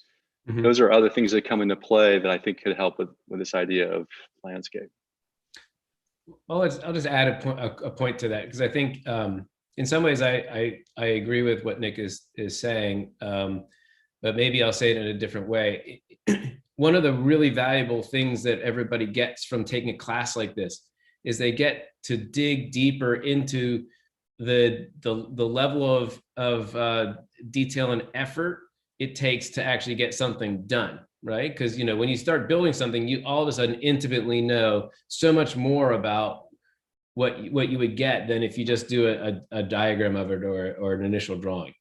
And I think I'm not sure when in the process it was determined that maybe there wouldn't be budget to do the landscape work. And it sounds like maybe it's something that happens over and over again. So maybe the next time you do the project, you can predict, well, it's very likely that we might not have the budget left to do the landscaping. So like, okay, got that. So if I'm going to really consider the landscaping, how am I going to understand it to the level of detail that I would try to get to if I had to build it, right? If I had to learn from building it, I would learn all these things from experience. I'd have to put the pieces together. I'd have to put the root barrier in. I'd have to, figure out the irrigation in some way. I'd have to figure out the species of plants and really go buy them.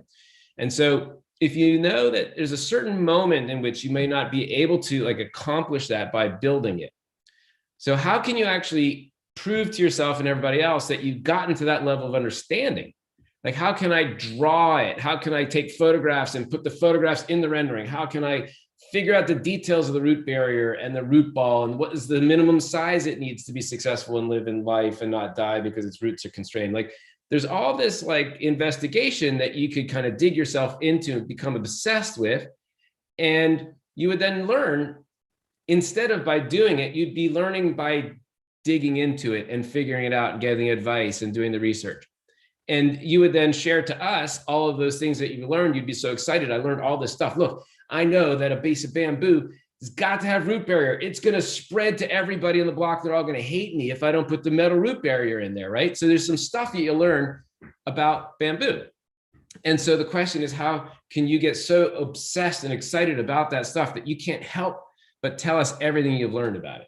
And how can you represent it in a drawing, or how can you represent it in your rendering, or how can you represent it in not just the things that you're saying, but like the things that you've done or built, or could you build a model of it, or whatever it is? Like, how could you substitute for the experience of not actually having lived through the building of the thing? Because in some ways, that's this experience. This class is about the making of stuff. And if you don't have that moment of making, well, what can I do to at least learn as much or show as much as if I did it? And I think that's adding on to Nick. I don't mean to pile on, but that's a question. I think that's a good point about brings up the accessibility of architectability, drawing, textual, how we can use digital tools, our tools to make these that we thought necessarily we don't necessarily want to burden the unknown the owner with on homeowner, but we want them with us to trust and us and the reason understand decisions for making how the drawing aids can that process even that building trust of. Yeah, let me step in here just so that everyone understands. This this group of students was working many hours, many days of the week till Saturday, right? And I asked them for today to reflect upon what they had done and assign a value to one of those accomplishments and present that today. So in fairness, Max didn't have weeks to look into root ball options or study plant strategies or even do much. He, I think, wanted to get into it, just didn't have the time, to be quite fair. He did help me with the books, spent a lot of time doing with all the math and all the numbers.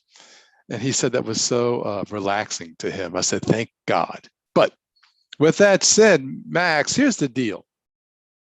If you have a passion about something, right, a true interest, and we built this house, and you have the chance to stand in this house and take photographs, looking toward areas of the site that might wreak some improvement from your planting strategies, you could have simply just taken those photos and then superimposed or worked into those photos much more convincing imagery. That's what Nick's saying.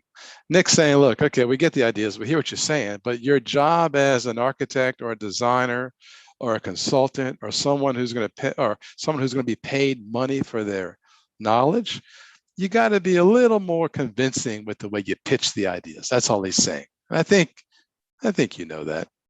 I think you're just tired. Is that fair? Huh? I mean, those are pretty lousy Yeah, drawings. that's. Those are pretty lousy drawings. Those were some of the Oh, worst. thanks, Brian. Thanks, They were pretty. Brian. They were pretty bad. All right. So Okay. you Well, can I could have do full better. praise. If he did them I yesterday, because I that's all I agree had. that they don't look that great. And I definitely do want to pursue being able to represent like these ideas a little bit better. I haven't been in a studio like the past 2 years. This is the only one to finish it off. So a little bit out of practice, but I appreciate it. Okay, got it. All right, Jakob. No, Alex next. What? I would love to have something to give to the potential homeowner of how to finish off that landscaping, right? Something real, some kind of plan. I think that would be a good step, from being able to accomplish it ourselves. Like, okay, we know we didn't make it, but look what you could do. Yeah. Right. Here's a menu. That's perfect. So Max can work on that. Okay, Alec, you ready? Sir. Let me just share my screen here. Okay, cool. So yeah, I was really at the end of last semester, me and another student who didn't do the build, but Waleed, were looking at how the ultimate UB16 scheme that we have now built here today could be applied to multifamily schemes, specifically in Phoenix, Arizona. So overall, I think the scheme is most suitable for hotter climates where direct sunlight is to be avoided, which makes sense being here in New Orleans. And you can see to the right some of the solar analysis studies that were done by David, kind of showing how, well, first there's this lack of windows on the east and west facades, which in terms of multifamily, allow for units to be adjacently stacked, but that also prevents eastern and western sunlight from heating the house and prevents unnecessary solar gain.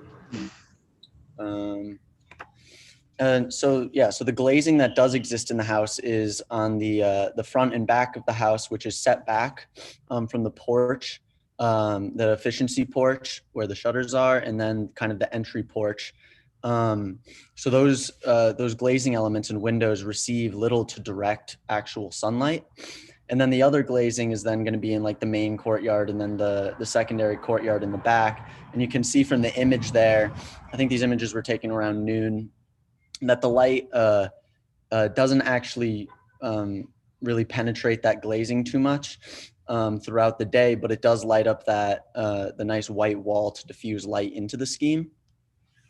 And so as we've talked about, these courtyards kind of function as light wells where most of the natural light throughout the day is going to be lighting up the house. So the house's main programs, specifically like some of the more public spaces like the kitchen and living room, are organized around these courtyard spaces to bring light in. So you can see from the images, I was actually surprised at the end of the project how much light actually is filtered into the house. So I think they worked really well. But as you can see in the plan at the bottom left, the living room space and the kitchen is served by the main public courtyard. And then, like we've talked about, the back bedrooms then get a lot of their light from that back porch, but also mainly that back smaller courtyard.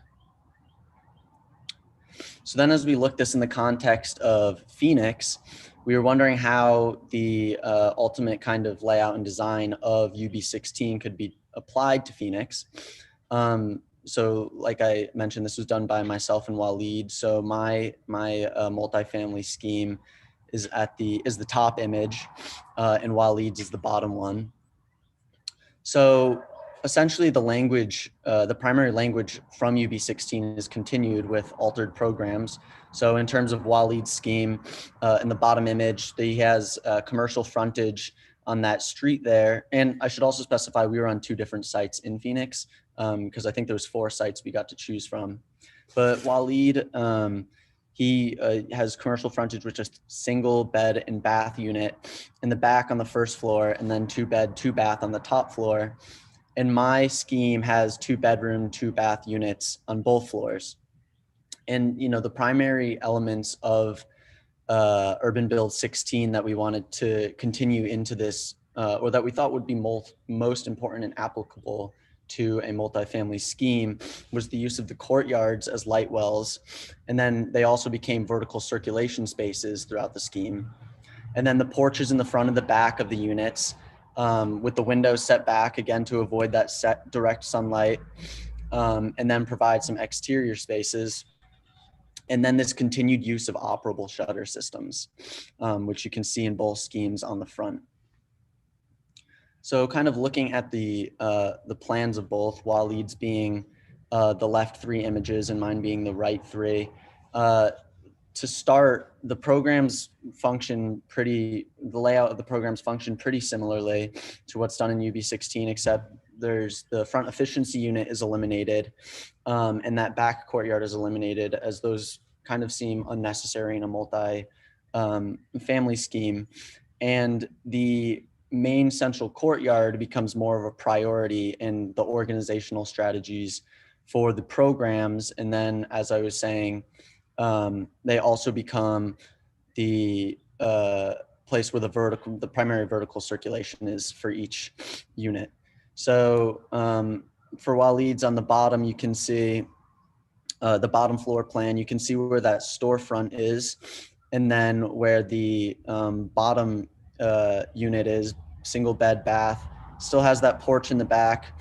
And then he also includes a small porch on that bedroom, which is similar to the efficiency porch that we have here in New Orleans. And then you can see this middle bar here of white is where occupants would, who are going to the second level, would enter in and go through the staircase, which is then really that main light well in the scheme that the rest of the program is oriented around. And that's where that main function, or that main courtyard is. And then he has those front and back terrace, or not terraces, but balconies with the glazing setback, and it's in the shade. And then when you look at my scheme on the right, you can see that the courtyard actually becomes a lot bigger, that main central courtyard, and they all kind of line up. And then when you're looking at the first floor, it's a 2-bed, 2-bath scheme, again laid out very similar to UB16, where that main courtyard is serving the main public elements like the living room and the kitchen. And then the bath, or the bed and baths are on either side of the scheme. In my instance, the bottom unit is entered from the front of the aggregation into that main courtyard. So that's where that kind of entry porch sequence that we see in UB16 is carried onto the multifamily scheme in my instance. And then the second unit is actually entered through the back of the aggregation through a staircase that goes up again through that main courtyard light well. So then I kind of continue to explain kind of my main scheme as I but so this top diagram is kind of just explaining how the courtyards and programs have kind of shifted to an ultimate first floor and second floor aggregation. And you can see the courtyard in the center has become prioritized and more space has been given to it. And then everything else functions pretty similarly. These plans on the right are just showing how the first and second floor line up, because they are actually in sections slightly offset so that the courtyards line up. And then you can see kind of how this staircase on the first floor here lines up with where you enter the second floor from the courtyard into this main kitchen. And then this section at the bottom is just merely showing how that those white spaces there, the white space there is that courtyard acting as a light well that penetrates through both levels of the scheme. So this is a section perspective that kind of just shows all the central elements and kind of like the money shot of the scheme. So to start, you can see that on the bottom floor, I was envisioning it being some kind of masonry, in this case brick, because masonry works pretty well in hot and arid climates like Arizona for thermal quality control. This front porch, or what is in Urban Build 16, the porch of the efficiency unit, I kind of envisioned as some kind of rain garden with a perforated brick in the front. Then you can see the main courtyard here. In my scheme, I had this kind of curtain wall system that was translucent that's supposed to both provide some shade and then also privacy between the top and bottom units, since that courtyard is more or less shared by the two. And then kind of the last thing to note here is the operable shutters here in this front porch here, which is used by the kitchen, and then this bedroom over here. Operable shutter systems similar to what we have here in New Orleans on both the front and back porches. And then these are just showing some of the more interior spaces and how, one, you can see the courtyard on the right here being used as that light well, which brings light into the scheme, and that translucent wall. Then how in the bottom there, just the living space next to the courtyard, again with the light coming in, and then just the kitchen there looking out onto the Phoenix skyline with that operable shutter system. And I guess kind of to conclude, I think one thing that would have been nice, looking back on this now after having built Urban Build 16, is I feel like some next steps would be, because Waleed and I didn't have too much time because this was done after all the construction documents and stuff, and this was more speculative of what could be done in other areas. But it would be nice to take it a step further to consider more about materiality, how this would actually be built, because it's a bigger structure than just a single family home or just a single unit. I'm sure that it wouldn't be as simple when it comes to the wooden structure. There would have to be other things reconsidered. And then also how HVAC and building systems behind the walls would be kind of included in all this, and how it could be up to code and whatnot. So I think that would be a useful next step in considering multifamily options. Yeah, that's it.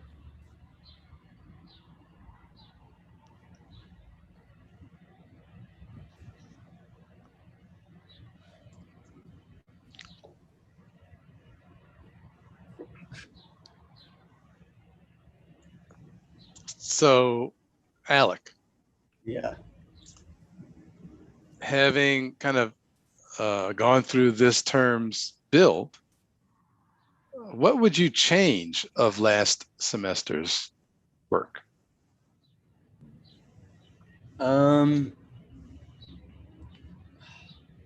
It's kind of hard to say. I mean, I guess what I was kind of trying to get at the end there was maybe I would have liked to have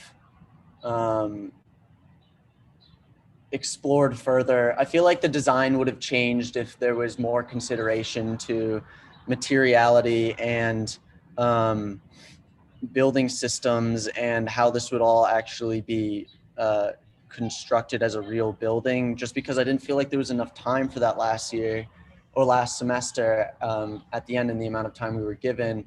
But I feel like one of the biggest takeaways from Urban Build that we've mentioned is that there's such a distinction between what you kind of draw and like the design, how it initially is, and then what ends up being built, and kind of the dichotomy between that. And how that changes design. I mean, we continued to design this building as we were really building it, and I think that would be a factor that plays heavily into multifamily as well.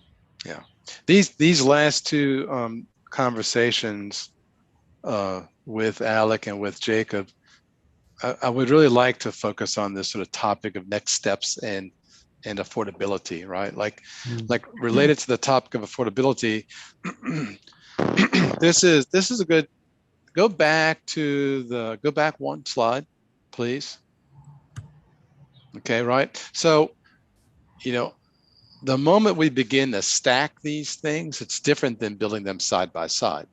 And I want us to think about those options and where those two options are applicable, right? So for a really urban, for an urban site, like we were looking, like the ones we were looking at in Phoenix, it made some sense to work with this level of density and scale. But in New Orleans, it might make sense on some locations to do this, but also it might be that we introduce the scheme to various similar lot conditions throughout a neighborhood, right? And so in any case, I'm curious to learn what Jacob's thinking about the topic of affordability. And then I want to go back to BJ and learn a little bit about what you're, get to know a little bit more about what you're learning with the Juno research. Like is there a cap limit? Is there like a height limit? Is there a quantity of units limit? Like what begins to make sense regarding the topic? And you're looking at different locations around the country. Yeah. So do you need the same type of location to make this work? Because I imagine if you're going to produce a product line, there has to be less opportunity for customization or variation, huh? Yeah, no, let's hear the first bit and then we'll get into that. And because I got a lot I can share, but I will say that actually I think that in this presentation, I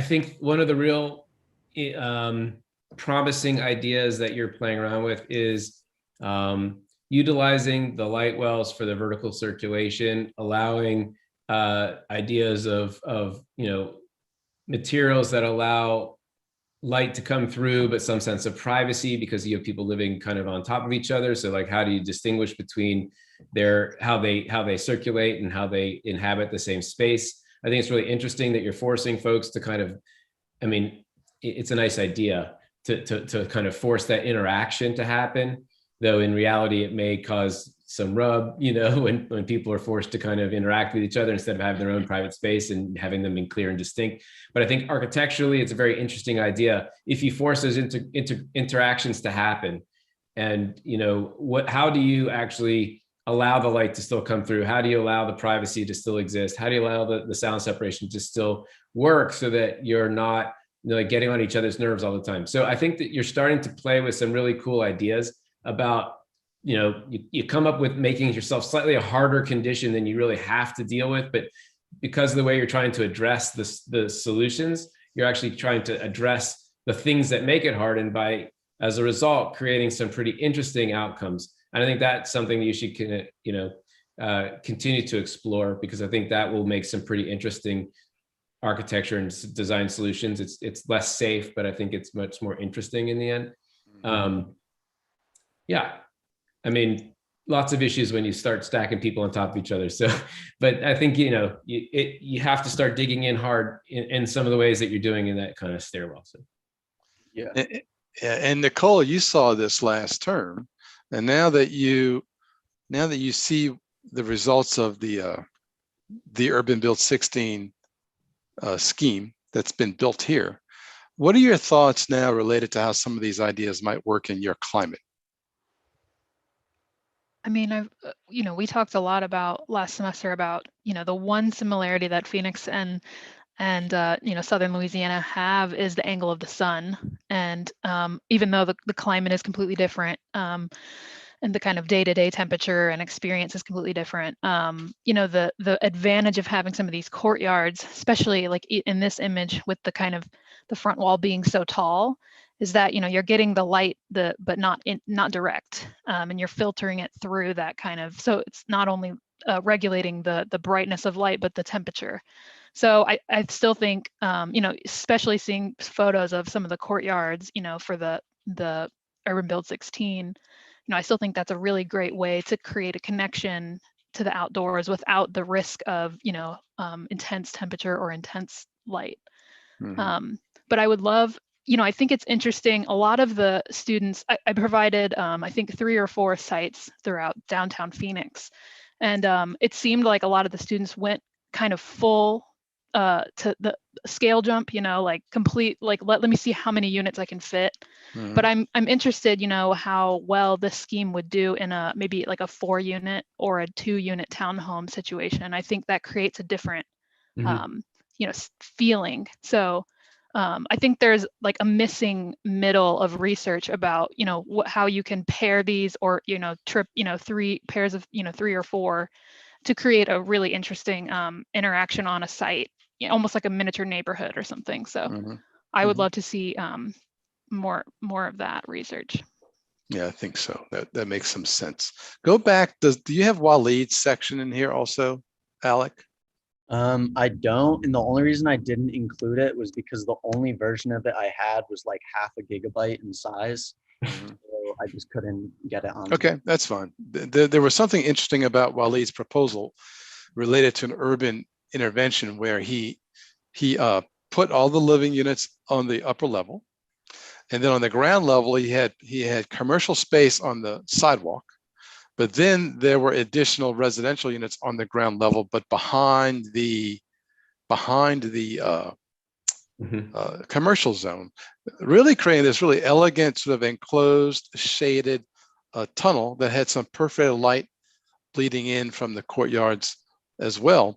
And I thought that was a pretty interesting and convincing urban proposition where you provide the density that's expected of an urban strategy, but then you make a distinction at ground level related to commercial and public activity on the sidewalk, and then private activities set beyond, right? And I thought that cross section was probably the most convincing of how URBANbuild16 could be taken to that next level of change. And so it might be nice to find that. It's in the booklet that you all have, right? And it's in the booklet that I sent to the critics, right? But it worked out well that way.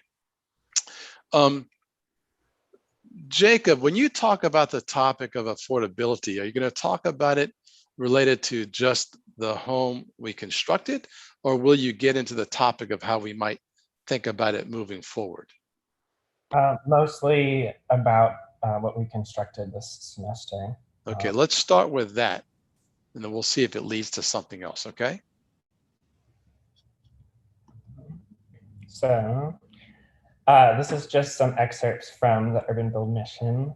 And I don't know, throughout this semester, it just felt like there are some things that were sort of slipping away from the affordability idea of urban build. And I tried to take note of some of those, but as you can see, I highlighted these pieces that mention affordability and what sort of constitutes that and stops a building from being affordable. And is anyone still reading this and wants to keep going? I'll wait a second. But I just wrote down some notes. So these are just some of the things that I came up with that sort of altered how we viewed affordability and changed our decisions this semester. So first off is the location of the Urban Build project is 2 blocks from St. Charles, which I think is the closest an Urban Build project has been. I don't know, Byron had that map at the very beginning that shows all of them sort of collected more towards Louisiana Avenue, and this is one of the outliers.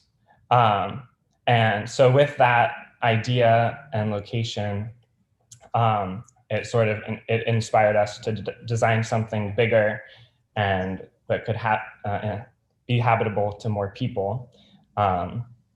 And so that leads us to the scale, which is the 3-bed, 3-bath, and one of the bed and bath is its own separate unit. So yeah, the larger scale of building sort of led to higher costs, and I can't remember who mentioned it earlier, but think it was Louis or Nick mentioned that like space is expensive, and this is definitely the largest square footage urban build project we've had. And then along with the scale, the time frame being sort of restricted to this one semester for building time, and having the COVID pandemic affecting the supply chain, making materials more costly, just got in the way of the affordability and sort of, yeah, made it more expensive than it would have been normally. And then lastly, I just sort of was wondering, with its location and size, who is the targeted homeowner? Who are we building the house for? Who is it affordable for? And yeah, those are just some topics I wanted to bring up and see what other people had to say about them. Anyone like to share?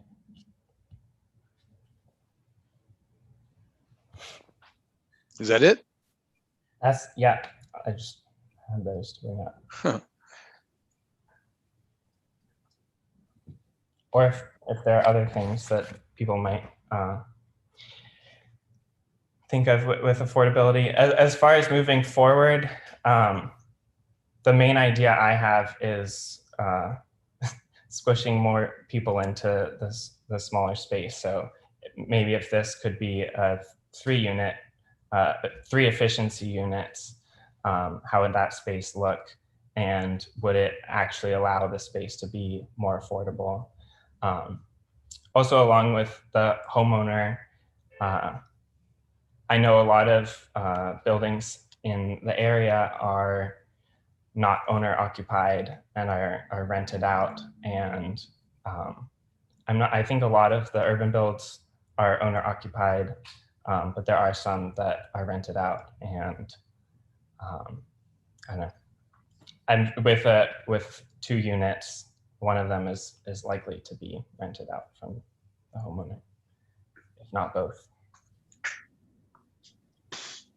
Yeah, I have a question. I guess we haven't talked a lot about that efficiency unit that's in the front. Was that like the idea was we're providing a bigger space so that this could be rented out almost like in an ADU sort of style to help reduce the mortgage? Or was that just kind of the concept of the mother-in-law suite? Or I guess there hasn't been much justification in it.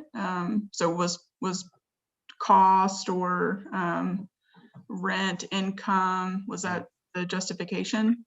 The primary, all of those work, all of those options work, but the primary reason was to give the homeowner a way to subsidize their mortgage with additional income. Okay. Yeah. But you know, right now we're living in a COVID world where more and more homeowners are looking for a home office. So that's a possibility that would be appealing to someone. There is, you know, the nasty, debatable topic of short-term rental, right? That can happen. It is the scale of that rental unit is really great for students, and with all of the universities in this town, that's a big market. And then, of course, like I mentioned at the beginning today, the wall between the front and back units could be opened, so that could easily become a 3rd bedroom of the home. That would be up to the homeowner, but the primary reason was to give the buyer additional income to help. Yeah, I was just thinking this is one of the concepts that we've thought about quite a bit here, is the cycle of livability within a home. And so the idea that this is a 3-bed, 3-bath, and a young couple takes ownership of this home, they could rent that initial efficiency unit at first, and then as they have kids and that life cycle continues, and then their kids move out, there's like this really great livability cycle within like flexibility of units, which I think is like obviously you guys are thinking about it in a holistic manner. Yeah. I do have a little bit of question about accessibility, but I don't know that we have time to get into that. One thing we've also done when we talk about targeting homeowners is this idea of the 30% rule, and how do you find a homeowner first and work backwards? And because, the American ideology of a bigger home, sometimes when you put that to numbers, it doesn't always quite work out. And so when we've talked to homeowners, everyone wants 4 bedrooms, 3 baths, or whatever it is. But we start with what you can afford first, and then we work backwards. Yeah. And so, and it sounds like you guys are thinking about that as well. But I think that the homeowner conversation and how much things are built is certainly an important conversation to be having, because you build these, you got to find someone to buy them. So. Yeah, affordable doesn't mean cheap, right? Like that's what's so tricky, and there are many definitions for affordability, right? So we could build a structure more cost effectively up front, but it may not be as affordable to operate or maintain. We could build a project with more expensive mechanical heating and cooling systems that are very efficient. So there's more money spent up front, but they save money over time. So you see a long-term return related to the topic of affordability. It also has a lot to do with scale and replication. Building the single story structures at market rate saves a lot of money. Building a second level at market rate is a little more, but not a lot more. But the moment you get up to a third floor or greater, it really jumps the price up, right?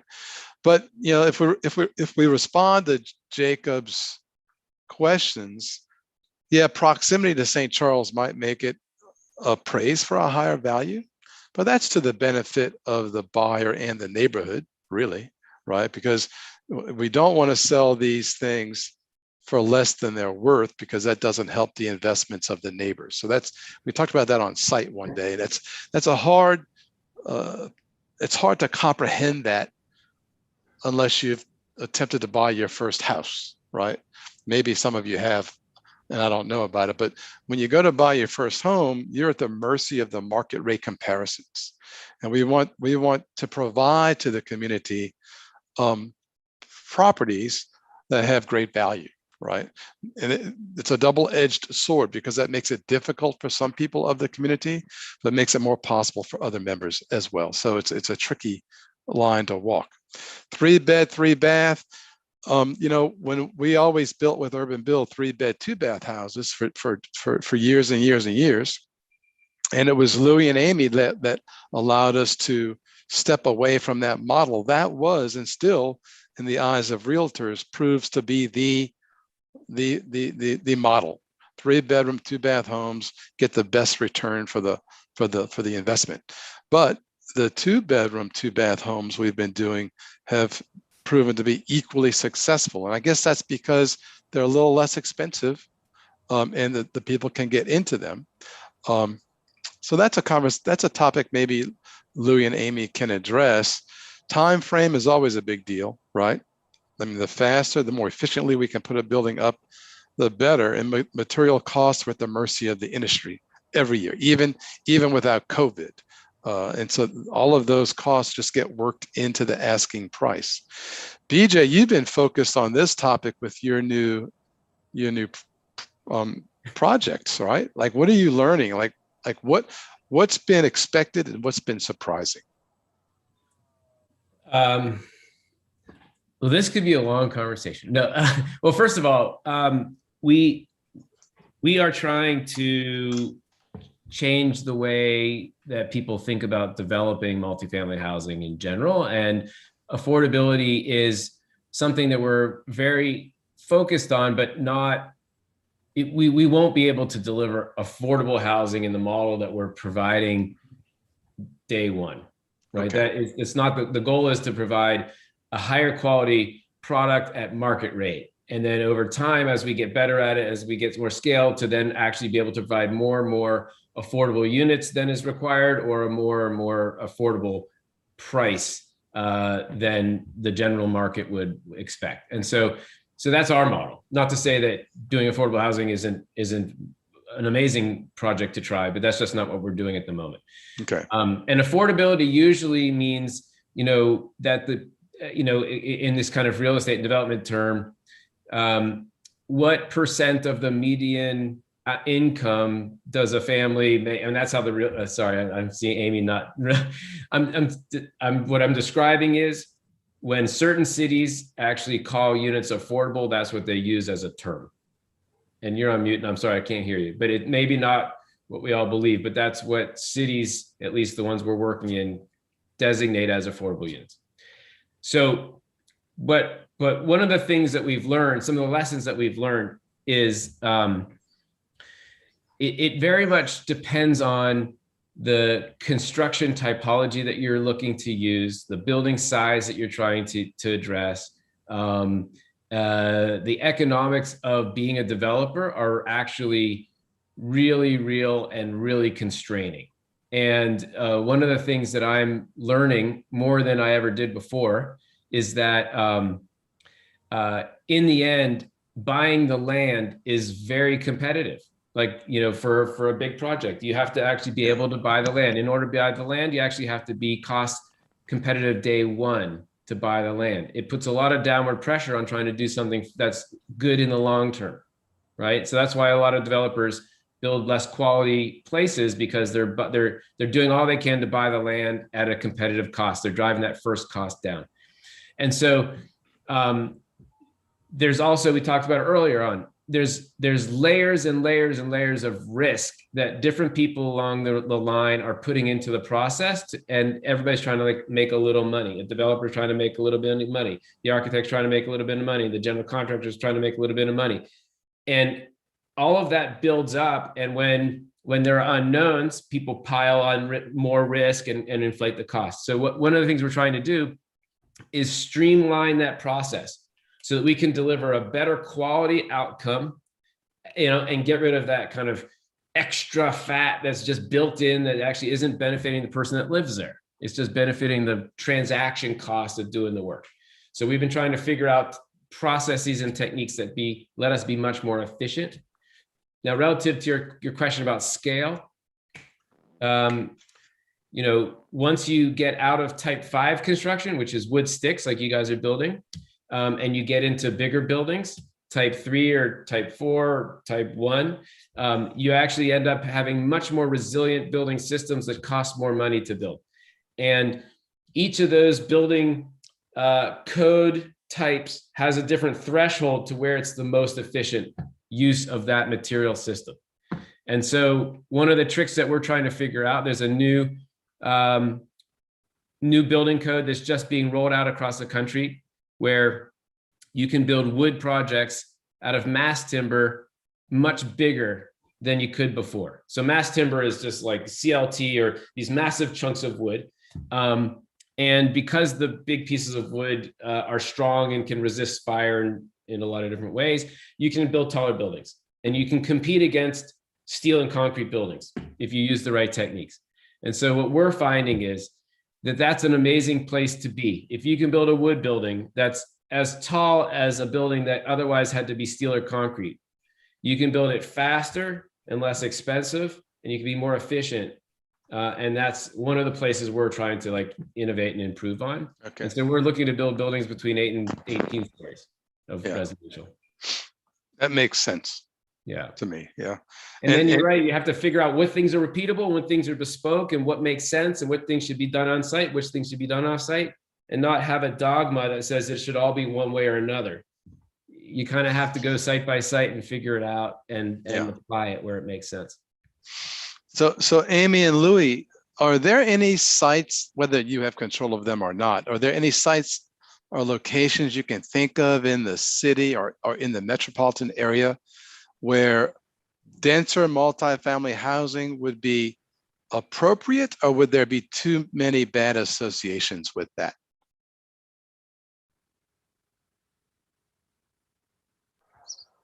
Okay, so denser housing is needed in the city. I'm certain there are sites that are available. That's the only answer I can give, because I think that's a broad question. Yeah, right? it is. It is. The city, BJ, the city's been really good at putting some properties into the hands of organizations like NHS in effort to help the situation through an adjudicated process. But Amy and Louis, I only know of those lots typically being smaller residential infill lots. Do they have larger? So that's an old process. That's not something that they're doing now. Okay. The lots that they have available now are going through an auction process through Nora and other ways. I mean, and it's just like anybody else has to purchase or Okay. All bid right. on properties.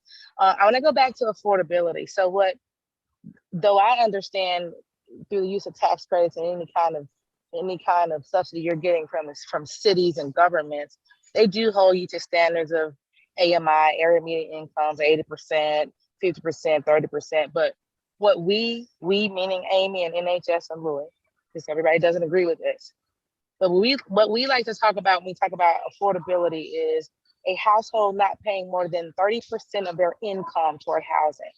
That's affordable. I don't care what your income is. If you're paying more than 30% of your income toward housing, you're living in a house that's not affordable to you. I don't target a demographic. I want you, no matter where you are, to be able to afford the house that you live in.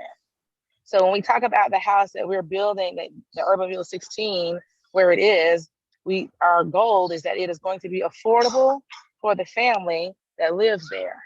Now, we'd love to see, and we're talking to our broker about this, a young family, a young couple. I can't target necessarily, but we know it's going to be a first-time home buyer because that's what we do. So we're going to start our pipeline first. It's not hard for us to identify home buyers. We got people looking right now, calling every week about URBANbuild16. That's not hard to do, right? So, and we want it to be someone that can use the income for the mortgage. And we now have deed restrictions where urban builds before Amy didn't have deed restrictions. So they can't flip them and sell them and rent them and do all those wonderful things that they do as easily. So that's what we talk about when we say affordability. I mean, I know that when you use certain subsidies, you have to stick to more stringent guidelines. I get that. Yeah. But yes, we need lots more dense housing in the city. And New Orleans is the codes are restrictive and they're racist and they're built on policies that were racist in their inception. Yeah. And those are the things that I expect you graduates to continue to talk about, to write about in journals, to talk about building codes and why they were written the way they were written. Yeah. Go back and research that and understand why urban building code was written the way it was written. And it prohibits the kind of building that we know that we need to build the structures that we need to bring the housing costs down so that we can build what we need in cities across this country, not just New Orleans, right? So. Yeah, no, I totally, and actually, I love the way that you talk about affordability. It actually, we are actually targeting in our beginnings, places for, firemen, nurses, because in the cities that we're working in, they're paying more than 30% of their income and they have good jobs and they're working hard. And so, it's really one of those things where the cities and the regulatory agencies have some terms that they use. And almost every city in the country, when you build a multifamily project, there are a certain percentage of the units that are deemed affordable. And from the terms that they use from an AMI standpoint, and that's part of the kind of the building code, like you're saying. And our strategy is to think about the building as a whole and to actually build the same units for everybody and to just factor that all in as a big kind of, one model that works for the whole building. And just so you all know, students, it all comes from HUD. So all of those standards come from HUD, just so that in your professional careers as you move forward, because you'll be architects on these big deals, so you understand where it comes from HUD.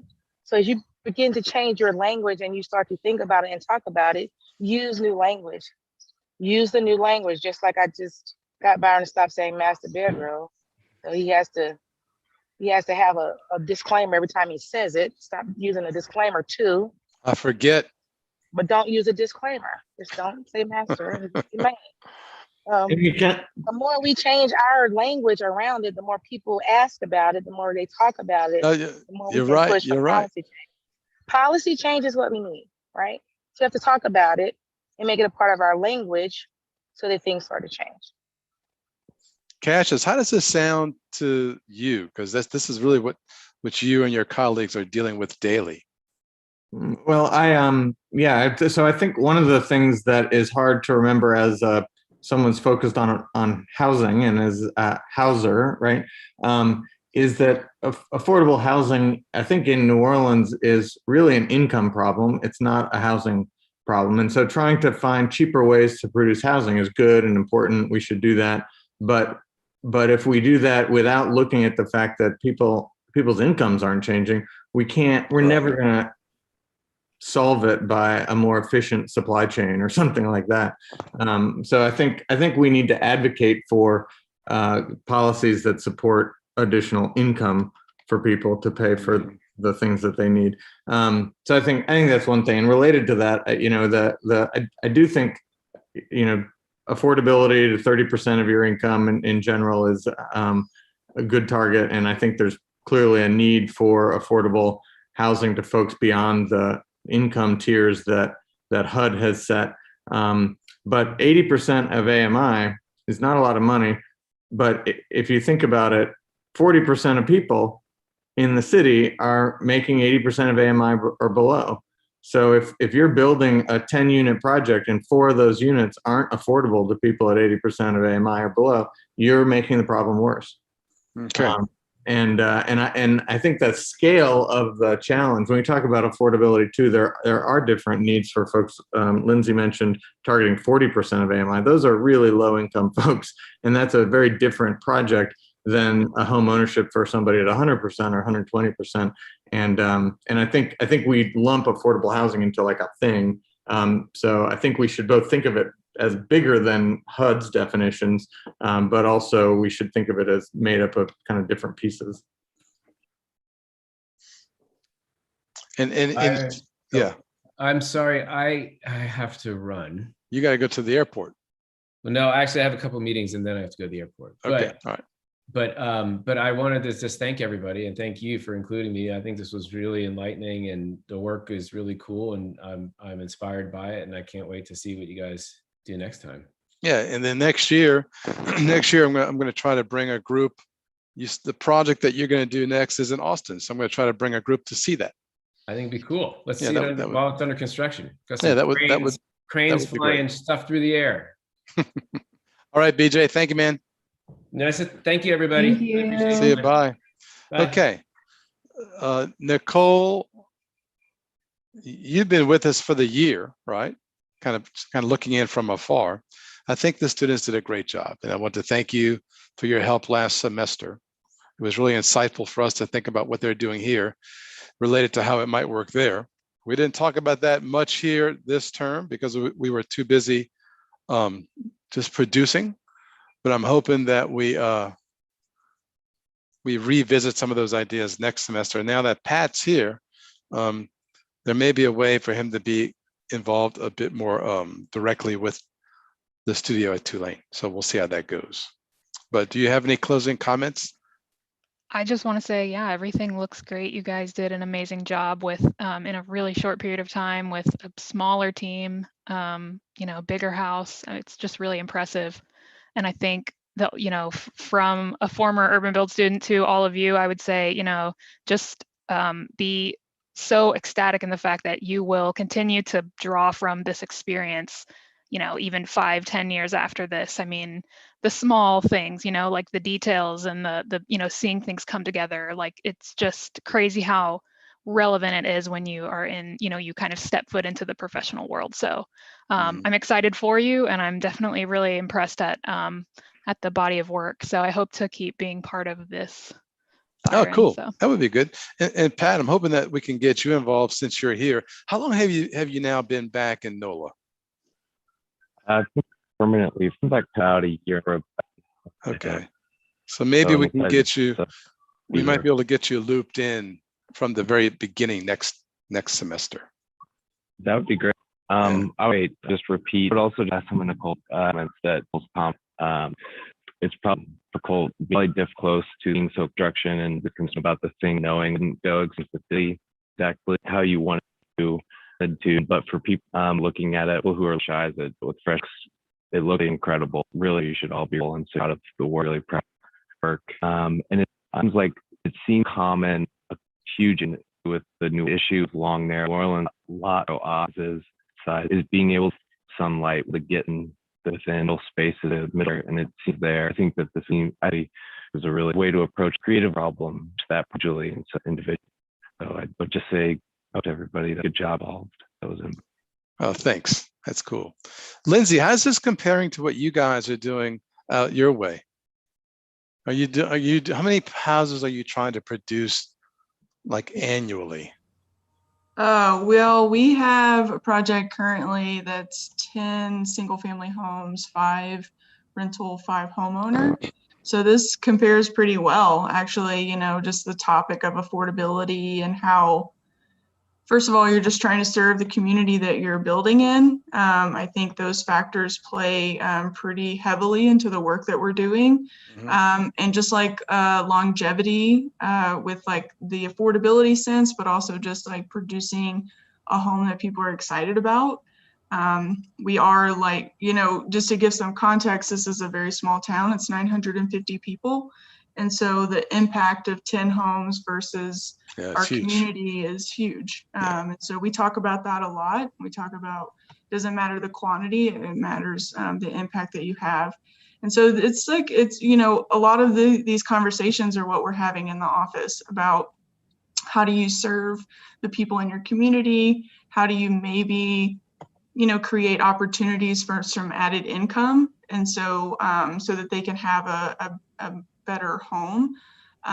We are, you know, dealing with the same factors that you guys are dealing with, and thankfully you were able to sort of overcome them with the cost increase. It's been a drudge to get through, and to keep them affordable and to keep them kind of where we want to do that, because it is part of your mission. You know, we're going to sort of deal with it and move the money to make them affordable. So, so yeah, I mean, those conversations around rental versus owner and how you build in equity and how you sort of take care of each other in those regards, and, you know, some new sort of opportunities like community land trust or deed restrictions and stuff like that. So we're trying to keep it creative and try and best serve the community as we can. Okay, cool. So, and then Cash is, I'm working to get you plugged into this a bit more each term. What do you have to say? I just, I mean, one of the things I was thinking earlier is that the discussion between the trade-offs of design intent and the kind of idea that this will be a more universally used, talking about the kitchen in particular, like, I think there is a real distinction in architecture school wanting to design this really specialized thing, but then most of your actual work being something that is maybe not even directly connected to the ultimate client. And I think that's a good challenge to come across early on, it really viscerally, and I think that happens with URBANbuild. The other thing is, I think one reason I love URBANbuild is I think the whole purpose of school, you know, is really to build confidence. Hopefully, at the end of all this stuff, whatever you learn, hopefully you learn some things, but hopefully you leave with a measure of confidence, which doesn't mean that you don't have some humility. That's maybe one thing you learn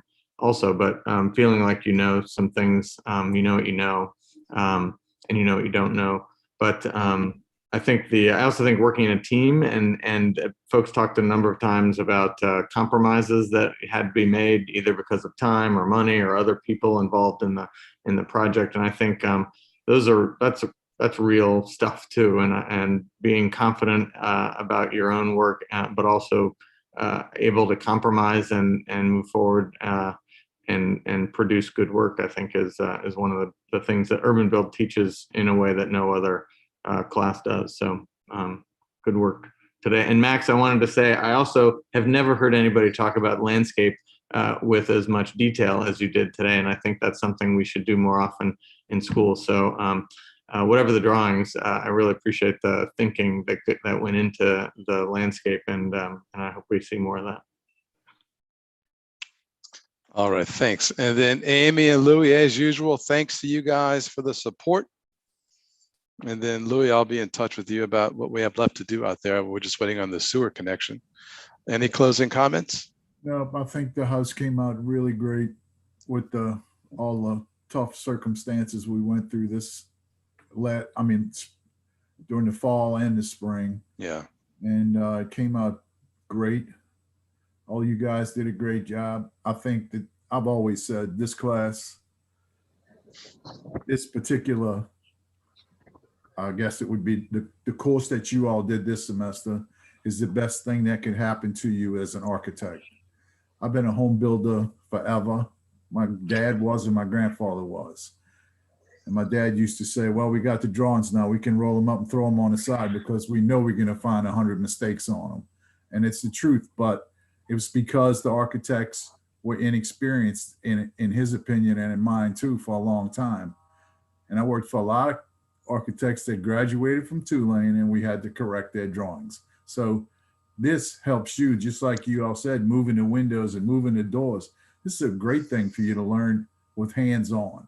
And it's just like the lawyers. They go to law school all they want, but the first day they walk in a courtroom, they're in reality then. So you guys are in reality right now. You can see what's happening, where the mistakes were made, and how you had to make the corrections and make them all work all at the same time while you're under pressure to get it done in a certain amount of time. So I think it worked out well. And the girl I talked about moving all the doors was really good about that. She realized what was going on. So I think it came out great, and I'm glad and can't wait till we sell it and begin the next one. Thanks, Louie. Thank you. And Amy, thank you again. What you want to say? Thank you so much. I love the house. I'm in the city and plan on going by and doing my walkthrough that we didn't get to do the other day. As usual, I think the students are amazing, and UrbanBuild keeps getting better and better and better. And I dreamed of the house with the efficiency, and now I get to see it, and I love it. And I continue to think that the work that we do does inform the city of the things we can do. I do push back that we have housing in this city. We do not have housing. We do not have housing stock. We have people that are approved right now in my pipeline, over 100 people, and I don't have housing for them because we don't have housing that they can find. Yeah. So we want UrbanBuild to continue to inform New Orleans and to continue to create these ideal projects that we can take and replicate and duplicate and take them to be great. And your name is on them, and these are unique artistic designs, and we love it so much. I appreciate it, and good luck to you. Oh yeah, they did well. Nick, you there? They did. I'm here. All right. And I'm just curious, I think, of course I love the house. I love the program. I love making things. But I'm more interested in what Amy just said and what Cassius was saying earlier about how this program as a whole can affect policy change, right? And how we force that issue, and maybe Cassius, the real estate program can be helpful. NHS is 5 people. At its highest point, that really, Amy can go in and talk to the mayor, pretty much has her ear, but to really show the work in a way that people can understand what it takes to change the policy in order to do even more things, not just force an efficiency in a house. Like, that's the first baby step, right? So we have this efficiency. Amy pushed for it, has a firewall 2 meters so it can help support income. But, I think the end goal is to really figure out how to get more people in places that they can call home on the ground and on the ground that we have, right? So in this urban fabric, it's not so easy with these scattered sites. I think some of the policies are in place, but not all of them for quote unquote affordable housing for bigger projects. And, you know, I think Amy uses that term because really, and it's hard for people to understand, the market is what determines what is affordable housing.